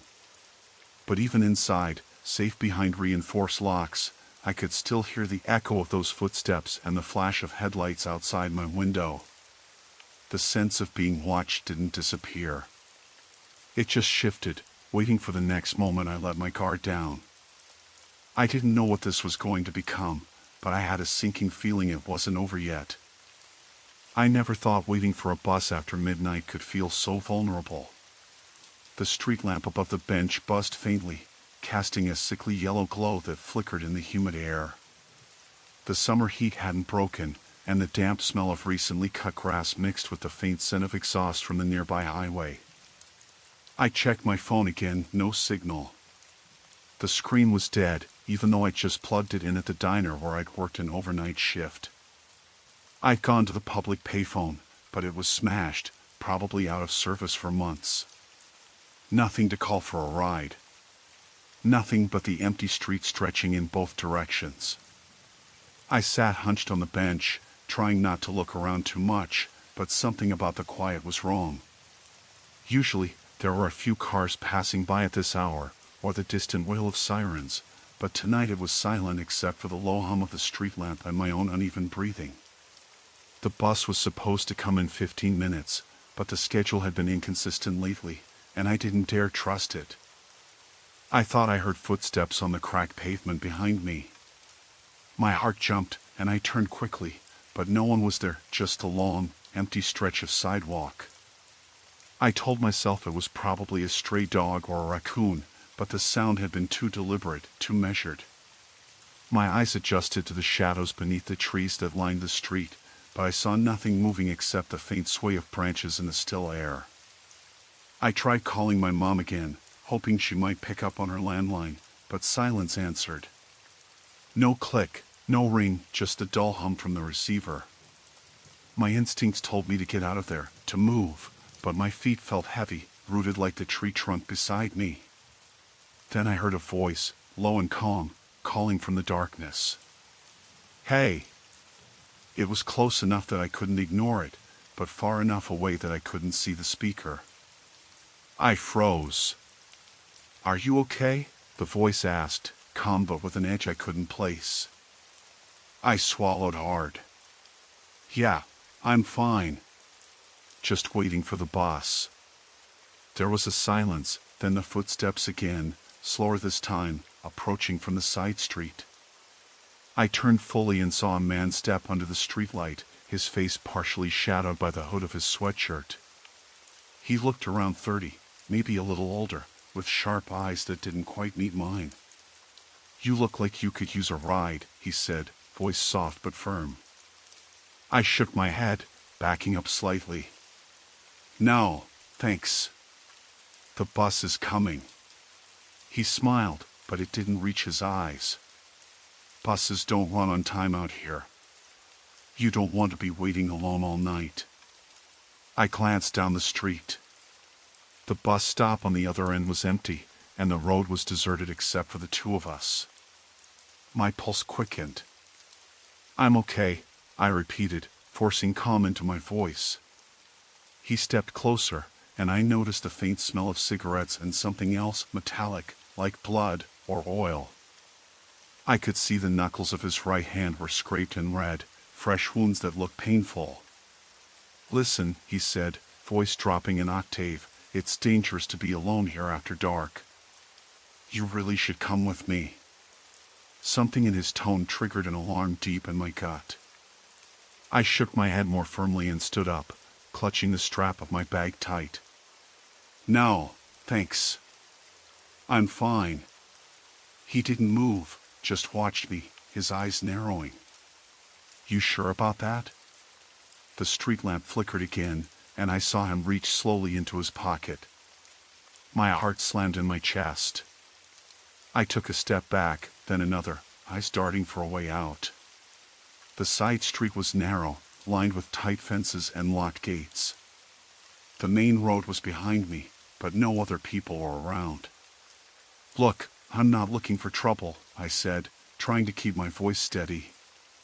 Just leave me alone. He smiled again, but this time it was cold and humorless. Trouble's a matter of perspective. I realized he wasn't going to just walk away. The air felt thick and suffocating. My mind raced, looking for options. Then I heard a car approaching from the main road, the distant rumble of an engine growing louder. I turned toward the sound, relief flooding me. The man's face twisted briefly. He looked toward the road, then back at me, his eyes hardening. You play nice, and maybe I'll let you go when your ride gets here. My throat tightened. I squeezed my bag strap, trying to stay as calm as possible. The car's headlights appeared around the corner, an old sedan, moving slowly. Stay right here, I said quickly, more to myself than to him. The man didn't respond. As the car pulled up beside the bench, I saw a woman behind the wheel, waving at me urgently. I nodded, grateful for the distraction. Get in, she called out through the window. I didn't hesitate. The man took a step toward me, but the woman rolled down her window wider and shouted, "Hey! Back off!" The man hesitated, then turned and disappeared into the shadows of the side street. My legs felt shaky as I slid into the passenger seat. The woman locked the doors and started the engine without a word. Thanks, I breathed, still trying to process what had just happened. She glanced at me through the rearview mirror. No problem. You looked like you needed out of there. As we pulled away, the street lamp's buzzing faded behind us. I kept my eyes on the rearview mirror, watching the dark street recede. My hands trembled, and I swallowed hard, realizing just how close I'd been to something I couldn't even name.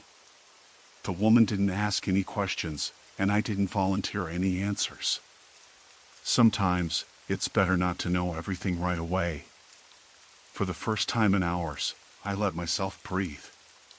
But the feeling of being watched didn't leave me, settling into my bones like a warning. I knew this wasn't over. Not by a long shot. The rain had started again by the time I left the diner. The sky was a low, heavy gray, the kind that promised it would soak through layers of clothing and into your skin before long.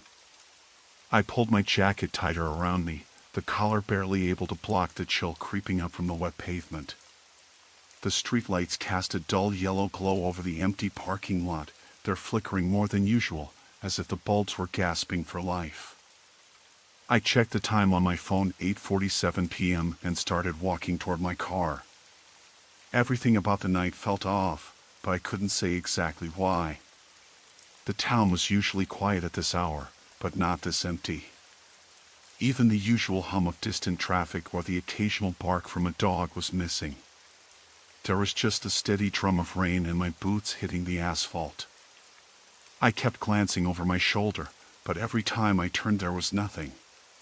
Just the slick road and the darkened storefronts. Still, the feeling wouldn't leave me. I reached my car, a battered old sedan with a cracked windshield and a passenger side door that stuck if you didn't slam it just right. As I unlocked it, I noticed a black pickup truck parked 2 spaces over. It hadn't been there when I arrived. The windows were tinted so dark I couldn't tell if anyone was inside, and the rain traced slow rivers down the sides of the truck. My stomach tightened. I didn't know why I felt uneasy about it. Maybe it was the way the headlights were off, but the engine still seemed to be running, or maybe just the sheer silence around it. The usual sounds of a running engine were muted under the rain. I fumbled with my keys, eager to get inside the car and lock the doors. The minute I sat down, I glanced back at the truck again. The driver's window rolled down an inch, barely noticeable if you weren't looking for it. I stared hard, and after a second, a figure leaned out just enough to speak, voice low and calm but carrying an edge I couldn't place. "Hey, you dropped this earlier," he said, holding up a business card. I blinked, confused. I hadn't noticed dropping anything, especially not outside the diner. I kept my eyes on the figure, trying to place him, but the dim light and rain distorted his face. He was middle-aged, maybe late 40s, with a rough beard and a baseball cap pulled low. "I don't think that's mine," I said cautiously, reaching to take the card but not moving the door handle. He smiled, but it didn't reach his eyes. "Sure. Thought you might want it." His tone was too casual for the situation, like he was testing the waters. I didn't reach out. My hand stayed on the steering wheel as I locked the doors. The click of the locks echoed in the car, louder than I expected. "Okay," I said, still watching him. "Thanks." He made a small nod and rolled the window up slowly. The truck remained silent, the rain dripping from the edges of the windows. I stared at the card in my hand. The name on it was generic enough, Robert Lang, security consultant, but the phone number was local. The address was a rundown office park I'd passed by a dozen times without really noticing. Something about it felt off. I slipped the card into my pocket and started the car, the engine humming to life, warmth flooding the cold interior. As I pulled out of the lot, the truck followed. I spotted it in my rearview mirror, the black shape moving steadily behind me. I took a breath but kept my speed steady, telling myself it was just a coincidence, maybe he was heading the same way. But every turn I made, the truck mirrored me. I tried a few routes I'd taken before, winding through side streets with better lighting or more traffic, but the truck stayed close. My heart pounded harder with every block. I saw the driver's side window down again, but this time no one leaned out. Just a dark figure sitting still, watching. I considered driving to the police station, but it was nearly 10 miles away, and the rain was picking up, making the road slick. I didn't want to get stuck somewhere in the middle of nowhere with this guy possibly following me. In the end, I took the long way home, sticking to well-lit roads and main streets. I called my friend Sarah, hoping just to hear a familiar voice. She answered on the second ring, her tone light and warm. "Hey, are you okay?" she asked. "Not really," I admitted. "I think someone's following me. I'm on my way home, but it's weird. He just won't let up." "Do you want me to come pick you up?" she asked immediately. I hesitated. I didn't want to involve her if it was nothing, but the fear had wrapped itself around me tightly. "Yeah," I said finally. "Could you be there in 20?" I felt a brief relief, but it was quickly replaced by a new wave of apprehension. I was still trapped in the car, watching the black truck stay just out of reach, engine idling in the rain. After a few minutes, I spotted headlights approaching from behind. Sarah's car pulled up beside me, its warmth and light a small island in the storm. I unlocked the passenger door and slid in without a word. The truck waited at the stoplight ahead, engine still running but no movement from inside. As we pulled away, Sarah glanced over, her brow furrowed. "That's creepy as hell," she said quietly. We drove the rest of the way in silence, the rain starting to let up as we neared my apartment. I told Sarah everything, the card, the man, the feeling of being watched. She promised to stay with me for the night, and as we climbed the stairs to my door, I felt the weight of the evening still pressing down. The front door locked behind us with a decisive click. We sat in the living room, the quiet between us thick and uneasy. I kept glancing out the window, half expecting to see the black truck idling across the street. But there was nothing. For now. The card still sat on the coffee table, a silent reminder that the night wasn't over, and whatever this was hadn't given up yet.